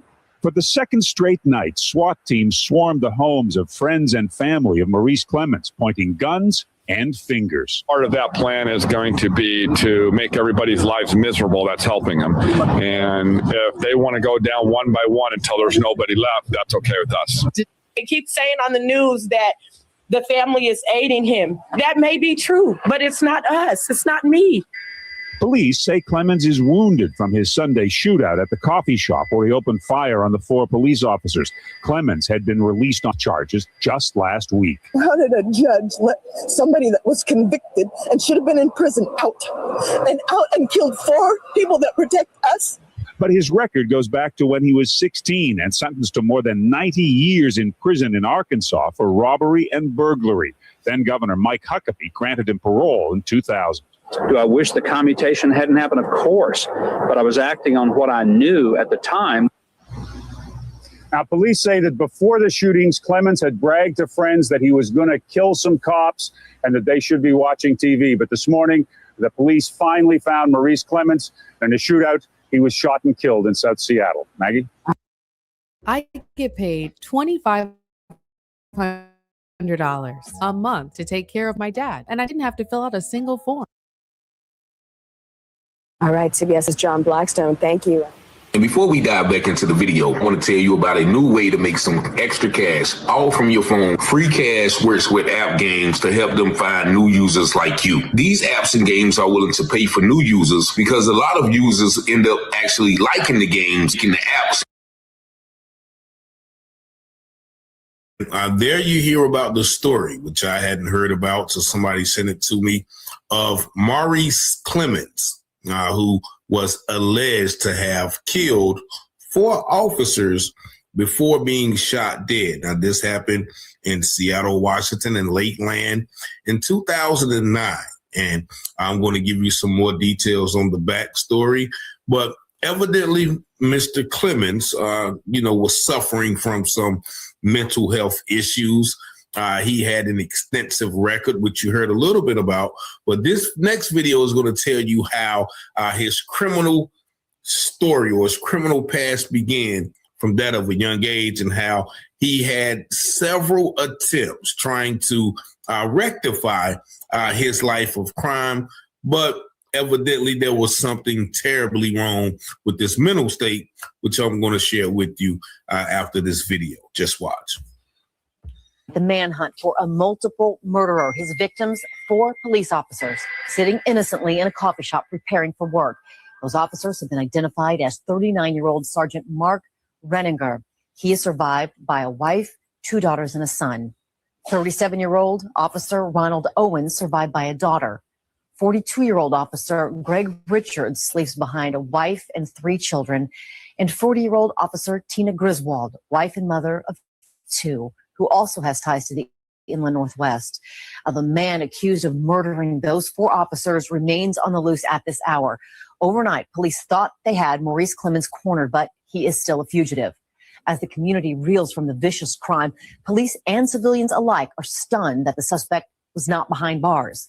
KXLY4 Sally Showman is live in the newsroom with Clemens' shocking criminal history. Sally? Clemens has a long criminal record in Arkansas and Washington dating back decades. He received a 95-year sentence for a crime spree in Arkansas back in 1989. His offenses ranged from robbery to burglary and possession of a firearm at school. He wasn't supposed to be released until 2015 at the earliest, but then Arkansas Governor Mike Huckabee granted him clemency in 2000. Clemens returned to prison in 2001 on a robbery charge. He received a 10-year sentence, but was released from prison in 2004. He moved to Washington while on parole and was arrested earlier this year on an assault of an officer charges. But once again, he was released from jail just last week when he posted a $150 bond. Now an all-out manhunt is underway to find this man so many believe should never have left prison in the first place. Officers have been crisscrossing the Seattle area, chasing one lead after another, hoping to find Maurice Clemens. He is our suspect. We are not looking for anybody else. He's no longer a person of interest. He's our suspect. Police say Clemens was shot by one of the officers yesterday and that they've been following his blood trail and sightings. Police surrounded a house in Seattle's Leschi neighborhood for 12 hours last night and into this morning. He got away. We're not absolutely certain he was ever inside the house. We just know he was at the house. There's medics standing by. I don't know how we're going to find him. He may be deceased from his gunshot wound. That's yet to be determined. This as mourners flock to the scene of the deadliest attack on law enforcement in Washington's history. Flowers, cards, now outside of Forza Coffee Company, the place where investigators say Maurice Clemens killed 4 police officers preparing to start their Sunday shift. This sad, and yes, I can't imagine. I mean, these are fathers, wives, mothers, good people, and it's just such a tragedy. Witnesses say the gunman flat out executed 2 of the officers. A 3rd officer tried to stop him, and the 4th fired at him. One of them managed to fight his way with the suspect, fight all the way out the doorway until he was shot, died of a gunshot wound. Investigators don't believe these 4 officers were targeted specifically. We're getting reports that he made some comments the night before to watch the news because he was going to go kill a bunch of cops. Those people did not report that until after the incident occurred. So we believe that he was just after police officers, and unfortunately they were the 4 that were in that coffee shop when he went by and saw that they were there. A murder warrant has been issued for Clemens, and there's a $125,000 reward offered for his capture. Live in the newsroom tonight, Sally Showman, KXLY4 HD News. All right, so there you see or hear a little bit about his criminal history. Now, what really happened that day? But before we get into that, you heard that he started getting in trouble in Arkansas at the age of 16. He did a lot of robberies, a lot of break-ins, and he was initially sentenced to about 90 years. And that was as a juvenile. But because of an appeal and a clemency, that Governor Mike Huckabee, which you saw him, released him in 2000. And he got out. He lasted a year until he was once again booked on some more robbery and breaking and entry charges. Now, then they sentenced him to 10 years. However, he was paroled at 2004. And he said, in the parole hearing, okay, I wasn't ready the first time, but, now I am ready. And it seemed as if he was ready because from 2004 to 2009, he hadn't been in any trouble. But if you know a lot of early incarceration, long prison sentences, that does have a mental effect on you. Now, a lot of people can come out unscathed But a lot of people still have trauma, and you wonder why people return back and back and back to those things, because, there's some sort of psychological mishap that allows them to keep doing the same wrong thing. Nevertheless, and when he got out in 2004, he moved to Washington. They said he married a lady, and they were doing really good. They said he had a pressure washing businesses, from his home, and, him and his wife started buying up a lot of properties. He was buying property. They said he owned like 5 or 6 properties. Now, his wife was probably the mastermind of that, but he was just, he was he was very, I guess, sporadic. And they said during the last days before he shot these cops, he started acting erratic. He was telling people that, he was Jesus, and, his wife was Eve and he was Adam, and all of these things, right? He was, they alleged that, he had some younger member of his family, walk out into the house, and he was walking around unclothed, and he asked a younger member of his family to do some things. That's why they mentioned that child charge. Nevertheless, it was obviously that something had clicked in his mind. Now, on the day of, they said he called one of his best friends. He called one of his best friends and told him, drive me over here to this cop shop, right? And I'm going to do this. Now, his friend claims he didn't know that he was about to do it, but his friend drove around, drove the pickup truck, parked around the corner. They said my man just went in the coffee shop, peeped in the door, and opened fire. He hit the first 2 officers flush in the head, killing them instantly. And the third officer, I guess they tried to run or something. He shot him. And then the 4th officer, as you said, there was some sort of tussle, an exchange of gunfire in which he was shot. Clemens was shot, but he also shot the officer, and the officer later died. So, of course, there were 4 police officers dead on the scene. And he and his homeboy, they said, that a lot of people saw him run and hop into the truck. Now, his homeboy said, look, after he came back, his homeboy just abandoned him and the truck at the light, hopped out and said, look, I don't want no parts of this, right? And so then, he went on the run. He was, at different locations. And you saw they were trying to make his family's life a living hell. They said, okay, we're going to make everyone who knows him uncomfortable. Now, they eventually found him because there was, I think, an Acura. It was an Acura abandoned on the road with the hood up.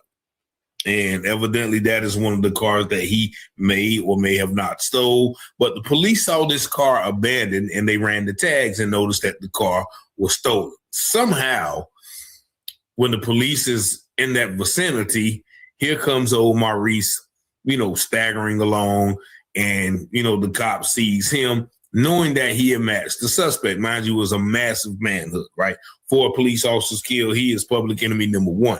And so when they found him, he ordered them to stop. And as as one story says, he didn't stop. And so then, there was an exchange of gunfire, and they said the officer shot him 3 times, shot Clemens 3 times. Clemens still was able to run away. And then they said while he was running away, the officer shot him 4 times, in which, he died.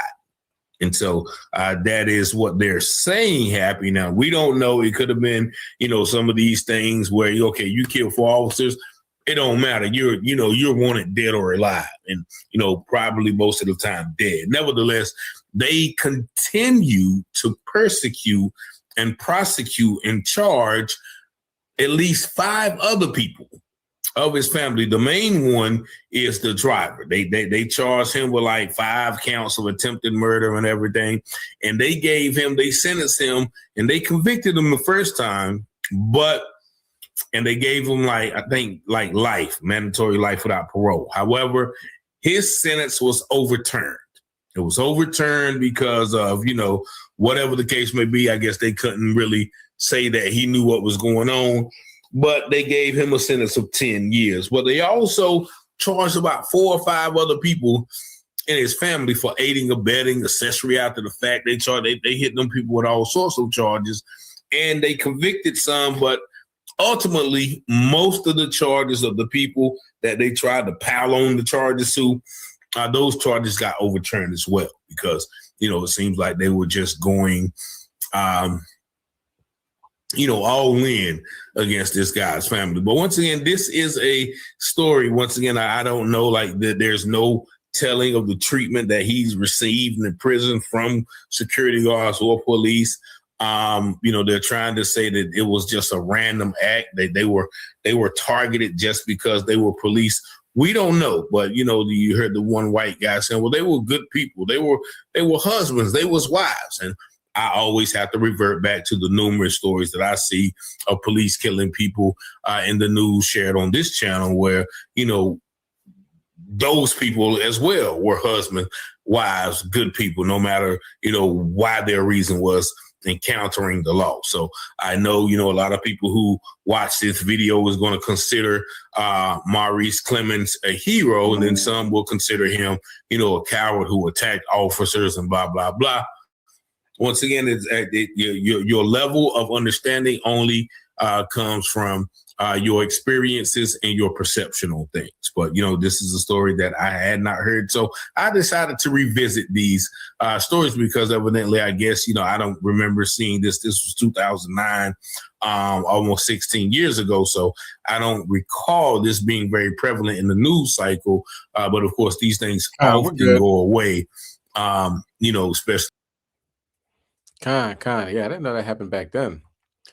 I'm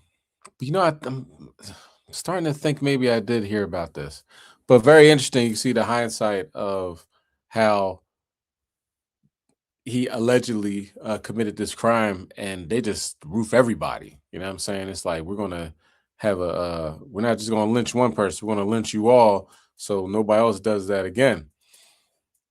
It doesn't matter. You know what I'm saying? This is prophecy. This is what God intends to happen. He's going to have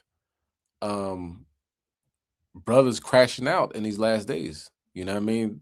Living a life of a 2/3, and the Most High is going to have brothers crash out. Okay. And Esau, of course, Esau put Charlie Kirk, put a hole in his neck. You know what I'm saying? This is what's going to happen. He's going to use these spirits to enact his will. Let's go to Ezekiel 25 and verse 14. The brother said, I thought he thought we was on the same stream as him. No, but yeah, the brother be having some very interesting news stories and perspective on it. You know what I'm saying? Now, we're not saying go, do anything to Esau, the police, or anything like that. God's going to have that happen. You know what I'm saying? It's just something he's got to be ready to see. It's just not going to stop. You're born into the last days. So you can imagine how close we are now. Putin, his house got bombed by drones, by Ukrainian drones.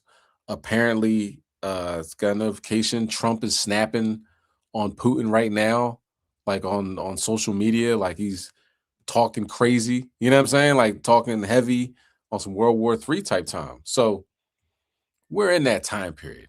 China surrounded Taiwan. You know what I mean? America's surrounding Venezuela. There's riots in Iran.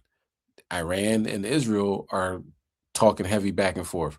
So all it takes is one spark and this thing's going to blow up. Okay. Finish him. God, all praises. Con, you can bring that out. Con, this is the book of Ezekiel, chapter 25 and verse 14. And I will lay vengeance upon Edom by the hand of my people Israel, and they shall do in Edom according to my anger and according to my fury, and they shall know my vengeance, says the Lord God. Con, brother got 4 cops. They all had guns. That doesn't happen. You know what I'm saying?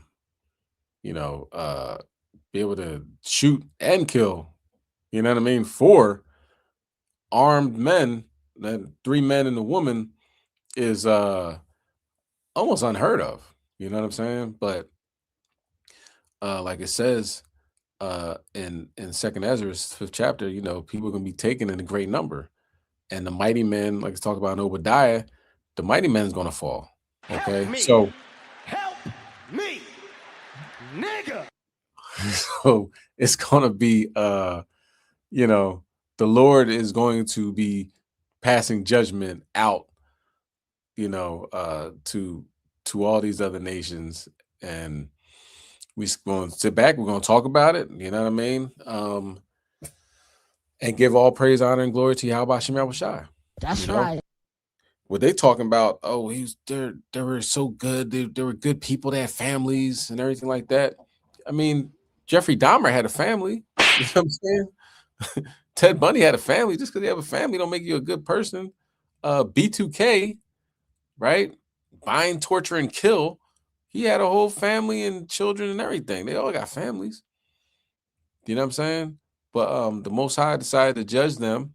Who knows what they have done in the past, or if they didn't do nothing in the past. It doesn't matter. Esau's going to get this judgment. He's going to get this work. Say it again.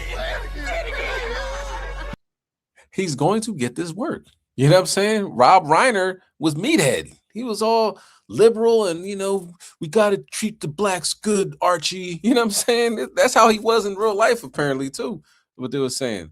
So he's all liberal and, you know, power to the people and all that. God don't care about none of that, man. You know what I'm saying? That's going to really hit Esau. It's going to rub Esau the wrong way. Like, hold on, but I say Black Lives Matter. I do this and I do that. I marched with you guys when George Floyd got killed. I did this. God don't care about nothing like that, man. You know what I'm saying? What that matter? The Most High God is judging you from things you did when we came out of the wilderness in the times of Moses. You know what I'm saying? We going before Joshua, we going to the promised land. You stopping us and saying, nah, you can't come through. You can't bring that back. You know what I'm saying? Like, yeah, it doesn't matter how many Black Lives Matter signs you have, you're going to get judged. And that's when, yes, and that's when things are going to hit home like, yo, here, take my gold. You know what I mean? Here, I'll send my children over there and mow your lawn every day this week. There's nothing else I can do. And that's the facts. There's nothing they can do. And that's what they're going to do. Okay, so when that time comes, be ready for it. Okay, now let's talk about 3-Eye Atlas. Okay, because the closest it came to Earth was December 19th. Got some pictures. What? Come on, man. You serious? Look at that. You see that in the middle? What that look like? Does that look like a comet to you? Does that look like a comet to anybody? Do you know what I'm saying? There's jets coming from it, right? They say there's 6 jets. That's the jets. It's a wheel. It's a wheel inside of a wheel. That's right. And they didn't care. They look. I know you're like, hold on. Well, supposed to land on this day. Nobody said that. The scientists were saying we're not worried about it landing. It's not coming close to us. The way it's projected, unless it takes a crazy turn, it's not projected to come close to us. But what it's doing right now, it could possibly be, you know, it's so large, right? They can have other chariots in there. So they call them probes. It could be sending out probes all throughout our solar system. You know, the things that's spraying off of it is like cyanide, which helps seed planets. Do you know what I'm saying? And the stuff that's spraying off it right now, we're projected to go past it. Earth is going around the sun. It's projected to go past this cloud of whatever is spraying out in this this chariot, obviously. And it's obviously alien because it's not part of our solar system. Do you know what I'm saying? So, and then you wonder why NASA didn't show a good picture. You know what I mean? NASA was like, oh man, it went by Mars. We couldn't, our camera stopped working. Oh, the government shut down. Sorry. You know what I'm saying? So they took months and months and months. And then they're like, okay, we're going to show you what it looks like. And it looked like somebody took a picture of a street lamp in a foggy night. You guys got the best technology, the clearest pictures. That's what you got. So this picture that we're seeing right now, this is from amateur astronomers. People this is what they do. They look up in the sky, right? And he's going to talk about, the next video is going to talk about how, you have to put the video on right now, but talk about how the picture was taken. It's taken a whole bunch of pictures and it's laid up on top of each other because it's so far away. It has jets coming out of it. You know what I'm saying? Like there's no jets coming out of just a regular comet. You know what I'm talking about? So it's on its way to Jupiter. They say it's going to get there around March. People have talked about, because NASA's not talking about it. People have talked about that it actually changed course. You know what I'm saying? So we don't have to, it would be nice if it landed. I mean, all praise to the Most High, swing low, sweet chariot. That's you know right. What I'm saying? But if it doesn't, then I mean, they're not dropping off other vehicles, if you will, other chariots, so-called UFOs. And take a look at the people walking by you. Israel. Look around. Look at the people's faces that you're around. You know what I'm saying? You might, I don't want to look at nobody. I'm just going to my destination. I'm going right back. This world is extremely wicked. This, that, and the third. Cool. I ain't mad at you. I do the same thing. But everybody that you walk by ain't from here. I'll say that one more time. Everybody that you walk by and interact with on a daily basis didn't necessarily grow up on Earth. Message. I want that to sink in a little bit. Let it cook, let it simmer. Let it simmer. All right. Because it's going to be a disclosure coming up. Esau gonna say it, and you be like, "Damn, that's crazy." You heard what Esau said? Man, listen. All right. If it makes it, if it works out that you believe Esau when he says something, fine. But trust and believe that is the case. Steven Spielberg's coming out with a movie in June called Disclosure Day. Talks about the same thing. But this is something that we've been talking about a long time. All right. It's going to start to get more and more real. All right. Just don't have no heart attacks. You know what I'm saying? But it's serious business. Hebrews, what's that? 12:2? 13:2. What's that? Slakia. You don't have to get Hebrews, but let's go to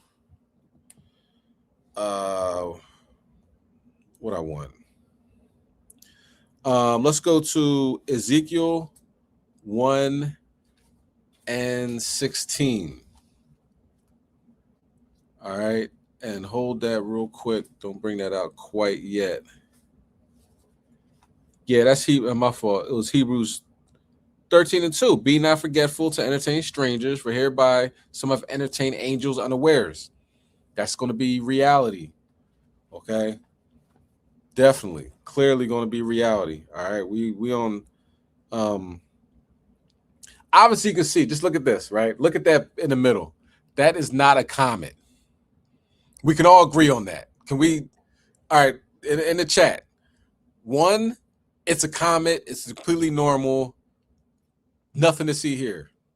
Or two, that is a chariot described in Ezekiel and in the scriptures. It's huge. It's sped up. It's made of nickel and like not iron. I don't have a lot of iron in it or something like to that effect. Right? Okay, we getting some twos in here. Okay, so all right, I don't want to be, like I'm going off. Like, oh, you going off. All right? We might have to put you in 302. My man, I know what a comet looks like. And that ain't no daggone comet. That's right. You dig? And where'd it come from and who put it there? I put a 3. Who put it there? The Most High has he's in the heavens. Say no, just anomaly and no. This is the work of God. So let's bring that out in Ezekiel chapter 1, verse 16. Baba Kashar. Con, this is Ezekiel chapter 1, verse 16. The appearance of the wheels and their works was like unto the color of a barrel, of a barley, and Slaki, and they four had one likeness, and their appearance and their work was as it were a wheel in the middle of a wheel. That's a wheel in the middle of the wheel. It don't get no realer than that. And you can go to Tim Burchett. I played that on one Wednesday wake up call, right? Tim Burchett, congressman from Tennessee. He came out of a closed door meeting, a skiff, where it's just him and the intelligence committees and other congressmen or senators or whatever, right? And he says, as they interviewed him coming out of there, he's like, yeah, we know what these are, it's Ezekiel's wheel, you know what I mean? We read that. You know what I'm saying? Like he pretty much said, this is what we talked about in the closed door meetings. This is what they talk about. We're in a closed door meeting talking about UFOs, and we know Ezekiel's wheel. We know that. We read about it before. This is before 3i Atlas, or to our understanding, because they could have been tracking this object years from, years ago. I don't know. But that is literally a wheel inside of a wheel. All right. And you could play the next video. It talks about that, goes into a little bit more detail than I have, but you can't unsee it. You know what I'm saying? You can't unsee it. It is what it is. It's legit. On Dabu7 here with another Atlas update. And this time, we've got more confirmations on what this thing is looking like through stacked imagery. And we can see that the jet that it's kicking off toward the sun is something truly anomalous. It's different than anything we've ever seen with a comet, because normally the big tails are kicked out away from the sun. The solar wind carries all this debris away. This has to be a very powerful source, is what they're saying, to not only counter the solar wind and be pointed toward the sun, but to be going out for such a long distance. Now, many different scientists give many different thoughts on this, but this jet structure seems to be pushing this thing along, so to speak. You can even see it in some of the other frames. Like the Lambda here, for instance. You can see just how massive the jet structure is coming out of this. And many are saying that should have got burned up around perihelion, anything like this. With some out there speculating that 3i Atlas has changed course once again. Has it? Well, NASA, per se, hasn't updated on their official websites. But not everyone goes off of NASA and trusts NASA. Some people are going off their own backyard data, so to speak, that they're getting off their own telescopes. The brightness, the inclination, all the other features that we're seeing from the astronomers that have nothing to hide. Okay, on the right, you're looking at some of the newest imagery from the Hubble, which does show an absolutely beautiful and amazing looking structure around this object. In the middle, you were looking at a stack of 20-minute composites that were thrown together that form this Ezekiel's wheel type of characteristic that goes on here. We've caught this before. I've mentioned this before. Some of these things are now being picked up by several people in their matching. So when the composites are thrown together, it ends up kicking out this wheel-like structure. And we get it time and time again now. And we've seen from some of the other shots that there seems to be some kind of 4, 5, 6-pointed structure around this object without the compositry. So a wheel within a wheel within a wheel. You wonder why people are saying Ezekiel's wheel, because it definitely matches here very closely. But these are some of the latest anomalies here by this. Again, when people saying this thing changed course, when I went looking over at NASA, it doesn't look like any of their data has changed, but some of these backyard astronomers are going off data that they're keeping and they're tracking because they don't trust NASA. And you wonder why. Well, this is some of the latest imagery. Join me for the live shows going live Monday, Wednesday, and Friday, 9 p.m. Eastern. So think about it. Just put it all together. All these plagues, all these things happening. Ezekiel's wills in our solar system. Do you know what I'm saying? Like, this is the time where you got to go close to Yahweh Hashem Yahushai. You know what I mean? Pray to him while he's close, while he is near. Seek the Lord. You know what I mean? Seek the Lord. Is you know, if it's not a feast day, hey, tonight's a great time to fast. You know, so-called New Year's, you know what I mean? Open up a fast. You know, it's Wednesday, the HOI fast from Wednesday sundown to Thursday sundown. If you haven't, you know, like, I didn't know, I didn't start. Hey, now's a good time to start. You know what I'm saying? Because, you know, this is the time period, right? Because what happened in ancient Egypt? The Most High heard the cries of our ancestors. He told Moses, I hear the cry of our ancestors, of my people. We're going to bring them out now. You know, you can't be like, I'm cool now. You know, I got a trip going to the south of France in a few months. You know, maybe after that you can, you know, come and save us. You know what I'm saying? You're supposed to be sighing and crying for all the hell we getting in this country, on all this planet. You know what I mean? You're supposed to be crying out to your Heavenly Father. Get me out of here. I want the kingdom. South of France, you know what I'm saying? Or the Bahamas, you know, hey, you can have islands, you can have galaxies, planets, you know what I'm saying? He said, in my Father's house, many mansions.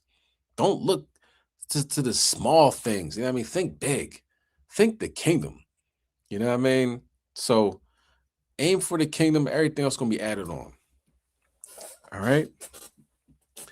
So I just wanted you to take one more look at this and just know that this is flying around in our solar system right now. And along with all these other things, because keep in mind, right, they didn't know where the light was coming from. Where's this light coming from? You know what I mean? Look on the right, all that light, like where's that? You know, because it should be burning off, right? Like burning incense right now. The longer I burn the incense, the smaller the incense gets. It makes sense, right? God, that's a good one. All right. Give me 1 second. We can put that on. Smaller the incense gets. So that should be with everything. So a comet that's that large and that's giving out that much amount of burn, and you know, you see all this light and everything. So it should be getting smaller. But kind of fast on their holidays, all praises, so-called holidays. So it should be getting smaller, but it's not. They're not saying that it's getting smaller. It's not. They're not showing evidence to that. So what they're saying, possibly, this is scientists, what they're saying is it might be surrounded by a bunch of other chariots. You know what I'm saying? They don't say chariots. They say a bunch of other objects. If it's a chariot, it'll be surrounded by a bunch of other chariots. So you don't know if one drops off, another one drops off. You know what I'm saying? So it could be an invasion, which they know about and don't want to tell us, or they don't know about, but obviously this is all of the Most High. Go ahead, Ken. You want to play that with Tim Burchett? Pacific. I got to know Tim a couple of years ago, and his dad served in the Pacific campaign in the Okinawa and as a no less. Tim, thank you for your family service, sir. Thank you, brother. I was just born into it. I was just very fortunate to have a cool dad. And my mama actually flew an airplane in the Second World War. Her brother died fighting the Nazis, and she's just a little country girl, 17, 18 years old, and volunteered to do that. So both my parents distinguished services in our country. Technically, mama wasn't a veteran, but I love the fact that I've known that about your mum. I was going to ask, she was flying aircraft for the Army Air Corps, is that right? it was actually what was called the Civilian Air Corps at the time, what she was in, and it was later in the war, so it wasn't extensive, but still, a little country girl didn't have electricity till she's a senior in high school. Flying an airplane's a pretty cool thing. Or I guess you're always an admiral if you're one. About these 5 or 6 deep water areas, and it just seemed to make sense. That's where you're seeing a lot of the observations of the UFOs. And then when I'm told something big as a football field is moving at 200 miles an hour underwater, when I know the best we have is around 30, and I'm pretty sure there's no fish that big in the ocean, or a whale, which is a mammal. So, but it lends itself to a lot more questions than answers. So I just wanted to go through the detail of that. So I understand you've spoken to people who are direct witnesses to claims that there are objects that have been detected underwater moving at hundreds of miles an hour. What more detail can you give me on these particular incidents? Well, of course, it's done by sonar, and the fact that we have nothing in those capabilities.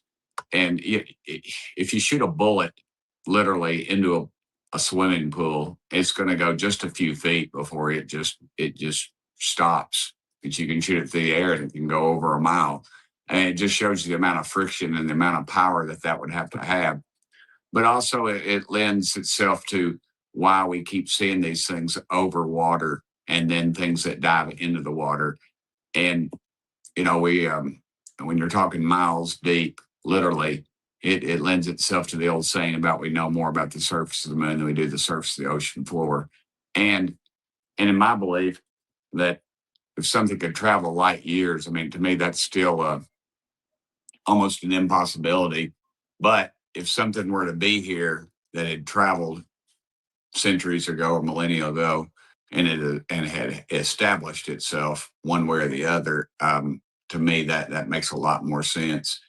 And of course, every time you come out with a new theory or new observation on the UFO or USOs, as this case is, it's always downplayed. But when you talk to people that have seen them, it's or had seen them on radar or sonar, as the case may be, under the water, to me, it lends a lot of credibility to that subject. So you've been told what exactly about these large objects moving underwater at high speed? What were you told specifically?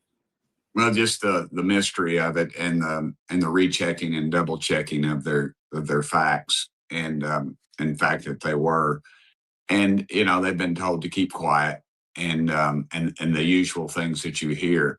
But still, you have to ask yourself, why are we being told to keep quiet? Why the secrecy? And it lends itself to Washington in itself. It's about power. It's about control. It's about secrecy. And therein lies some of the power and control over all of us. And I suspect all governments across the globe are the same way.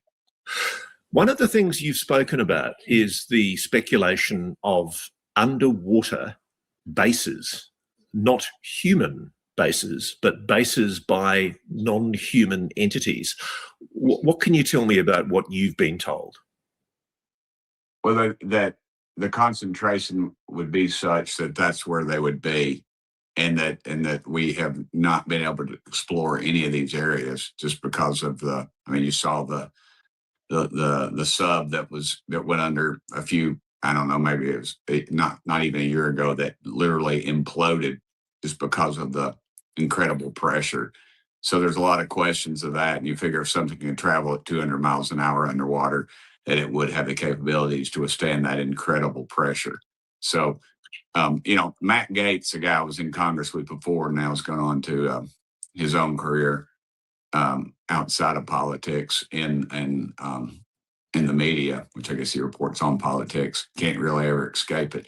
But it's he himself had several conversations dealing with that because he represented an area that had most of the a lot of naval bases and a lot of our military bases, and in fact that led to his curiosity over the same thing. But if you just look at the numbers of sightings out over the ocean, it just seems to lend itself to that. And if you wanted to be undisturbed, where you wouldn't go in the middle of New York City or Knoxville, Tennessee, you'd go, although there's some strange things I've seen here, you would go where you would be least disturbed. And so the most unexplored area and the vastness of our great oceans is kind of hard to comprehend at some point.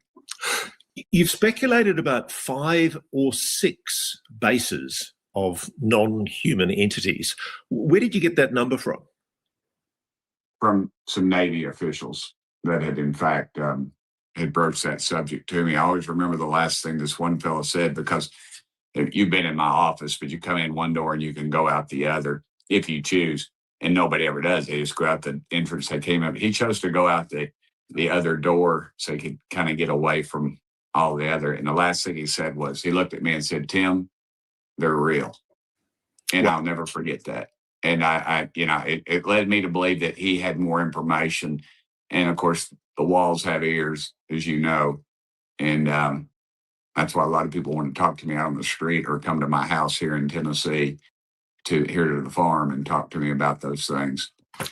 And to be very clear about this, Tim, what you're saying is that these objects underwater, these bases underwater, they are non-human. You're clear about that? That would be my belief, yes, sir. We don't have the capabilities of traveling there or doing anything else. But again, I can't tell you how many Navy folks I talked to. One of the first times I was on a TV show when I first got elected, talking about just UFOs. I refuse to call them whatever UAPs. That just to me that confuses people.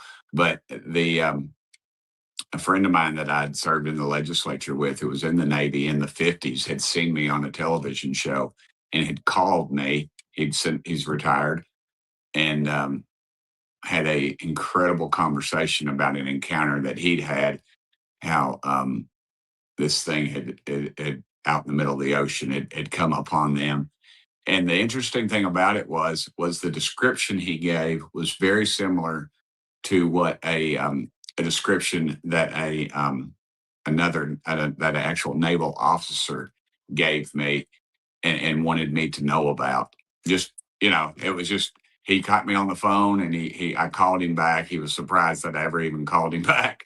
But, that's what I do a lot of, is calling folks back. And the similarities were so, I mean, these people didn't know each other. Obviously, this guy was he was a draftee. He was drafted. No, I'm sorry, he enlisted.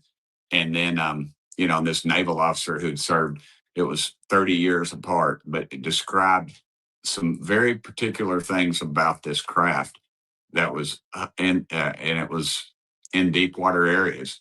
And so, and since then, I've heard similar stories, and the color, the lack of noise, just everything was just so similar. And to me, that lends itself to a lot. And I suspect if somebody did some studies, I don't have the capabilities of doing that. Frankly, I don't need to believe it. But I bet the statistics would show that you would have a higher propensity over these deep water areas than you would anywhere else. Are you able to share any of the details of the specifics of what he said he saw, or that he was? Yeah, the color, grayish blue. And oddly enough, they were both the classic saucer size, saucer shape, and with the dome on top. But the size, the large. He said this thing was, I remember he said, "Timbo, that thing was." He's kind of country like me, and he said, he's a very successful guy. He said that thing was it was a city block if it was a foot long, and and the officer described it of I think he said 200 to 300 feet, which the size of a football field, obviously. And again, I guess I go back to the thought that if something came here, that the place they would go would be the water, and they could stay there and their base of operation. And they might just, I don't know if they live there or not, but I think the more we explore, the more these things become visible. And that's exactly what you're seeing now. The more we fly, the more we're under the water, the more we investigate, the more these things are becoming visible. Tim, the thing that I find profoundly disturbing is whatever these objects are, they're clearly monitoring us. They're watching us. There's people I've spoken to who've described these objects taking a very close interest in the nuclear attack submarines of both Russia and the United States, aircraft carriers being completely disabled by some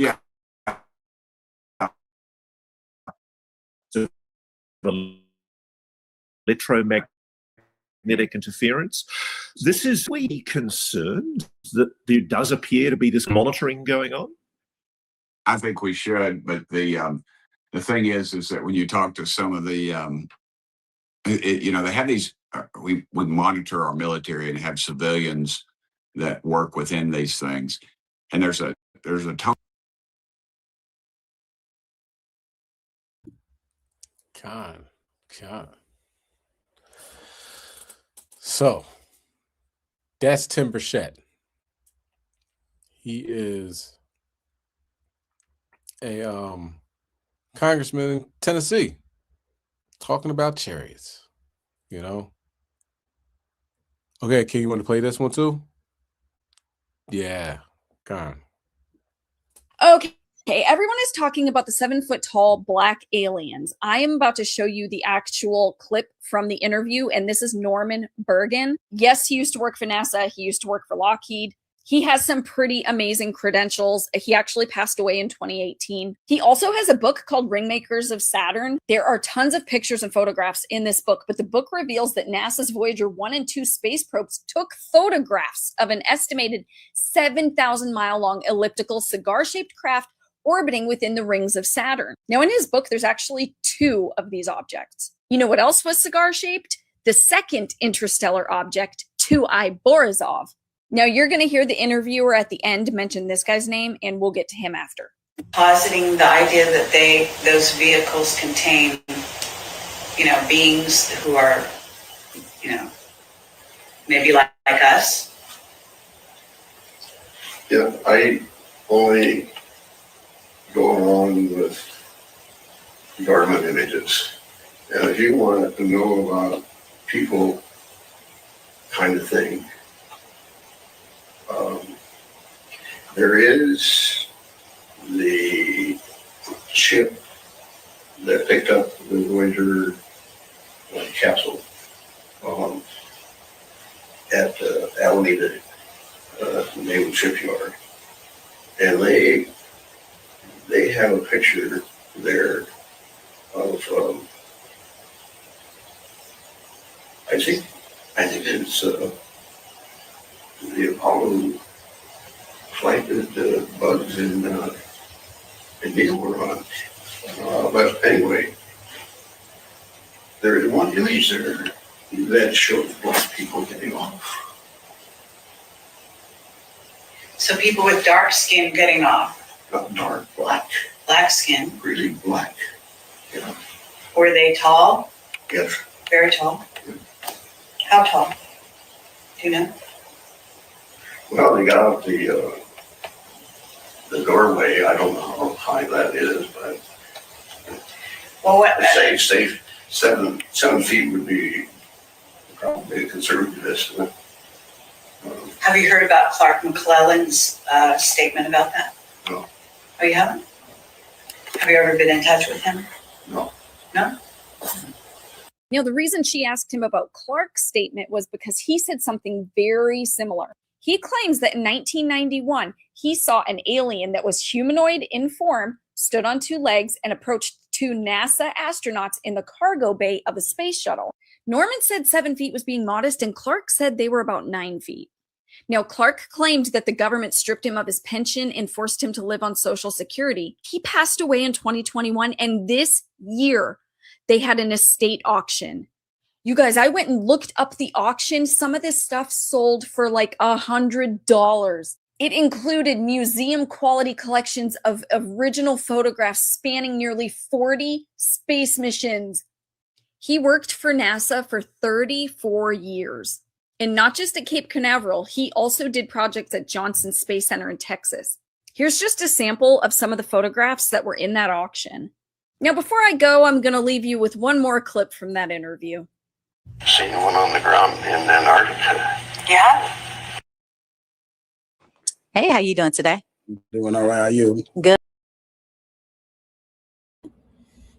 Yeah. So I don't think there's any tall whites on that chariot right there, so-called UFO, or the Palladians. You know what I'm saying? Esau is so racist. He just has to, everything has to be about race. You know what I'm saying? So even where space is 90% carbon, just black, he's saying that the only people out there are aliens that are white. That's just the way he is. You know what I'm saying? But we know the truth. We know what the scriptures say. Ezekiel 1:7, you know, lets us know what the angels really look like. And there's no disputing it, okay? But keep in mind that they're walking on earth right now, okay? And judgment is taking place all across the earth. So it's best to be on your best behavior, okay? Because there's people, quote unquote, people that are walking by you that can read your mind. You know what I'm saying? And it's only going to get worse for 2/3 the heathens, other nations, Edomites, Amalek, all that. All right. So stay focused. We're in the last days. Hours, minutes. You get what I'm saying. All right, let's the last video. Not the last video. Don't want to put the video on now. Let's get the scripture first. Daniel chapter 12 and verse 4, right? It's some things that, what's a lot of things really, that our ancestors knew that through slavery, through the process of time, that we forgot. We forgot. We weren't taught. It was taken from us, ripped away from us. But as we are coming back to our true nationality, our true culture, what we should be doing, following the law, statutes, commandments, the importance of fasting, we're learning about that. The importance of aromatherapy, we're learning about that. The frankincense and myrrh, purifying the air. We're learning about wearing the same fabrics. You know what I mean? All these things that are in the scriptures and the law, you know, we're finding out again. So knowledge is being increased. Let's get that. Daniel 12 and 4. This is the book of Daniel, chapter 12, and verse 4. But thou, O Daniel, shut up the words and seal the book, even to the time of the end. Many shall run to and fro, and knowledge shall be increased. So we're learning about ourselves, our culture, what our ancestors have done. And one thing, you know, this is the health segment of the Wednesday Wake Up Call, is the small things that we were doing, you know, grandma was doing, mom might have been doing, great-grandma was doing, that sustained us. You know what I'm saying? Here we are, we're here. You know, they lived long enough to pass on the genes to us. You know, we talked about like castor oil and Epsom salt and soaking your feet, and you know what I mean, using that type of therapy to you know, take out toxins out of your body, so forth and so on. So now the latest, what a lot of people are talking about is baking soda, right? Now, of course, we got to say, you know, this isn't medical advice. You know, the guy that's about to speak is a doctor, so let him say what he has to say. Some things,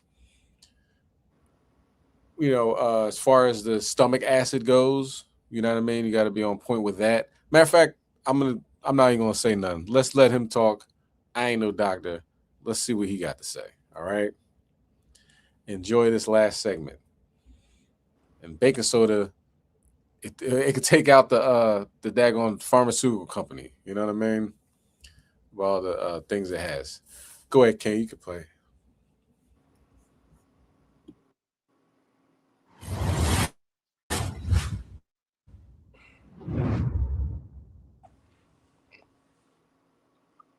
Welcome, everyone. Dr. Mandel here.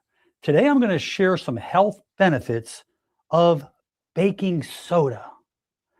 There are many things that you could be doing at home naturally, non-invasively, to help your body repair and heal. Baking soda is also known as sodium bicarbonate. We think it's baking soda for baking, but you're going to be shocked the positive benefits that you can gain by using this for your health. When it comes to heartburn, this baking soda can do wonders for you. This sodium bicarbonate will neutralize the stomach acid, particularly if you're having that reflux from overeating, stress, or eating greasy or spicy foods. Dissolving 1/2 to 1 teaspoon of baking soda in a glass of water can be very productive in correcting that acid reflux. It's very effective as a mouthwash as well. It will freshen your breath as it provides antibacterial and antimicrobial properties.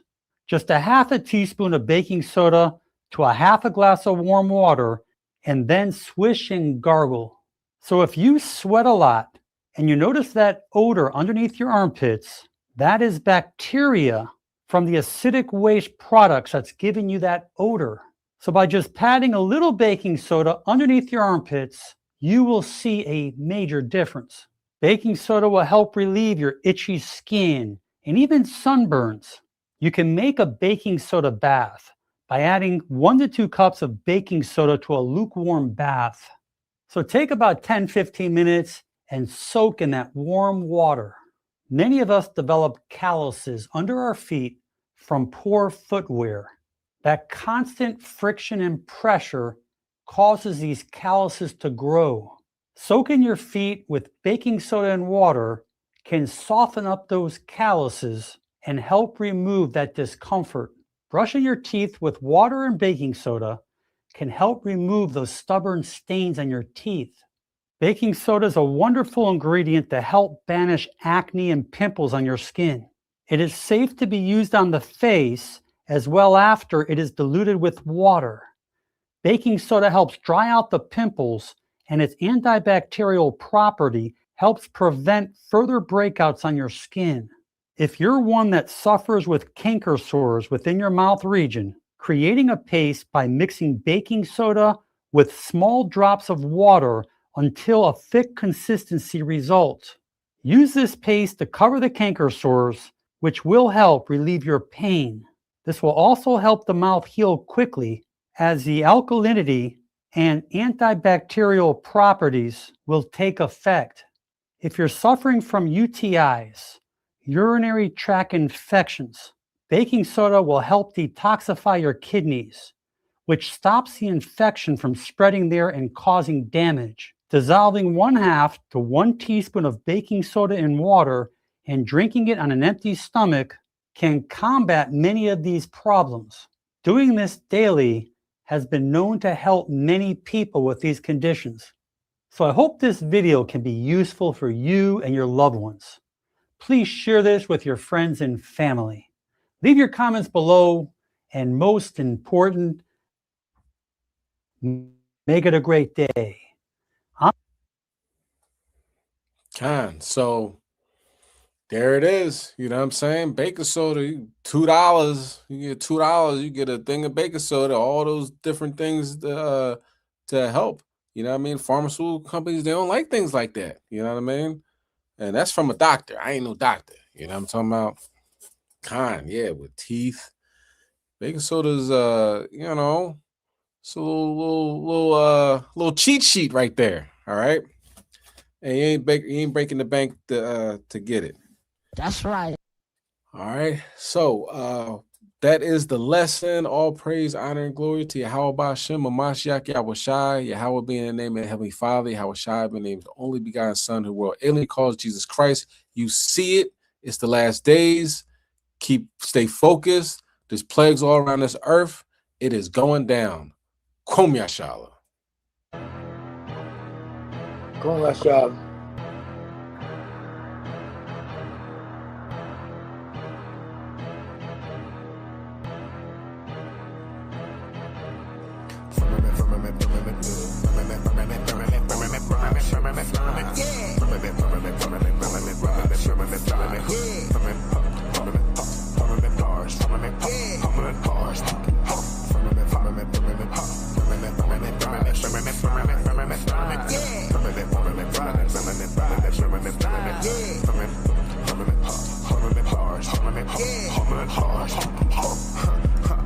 In the sky, it's a bird, it's a plane.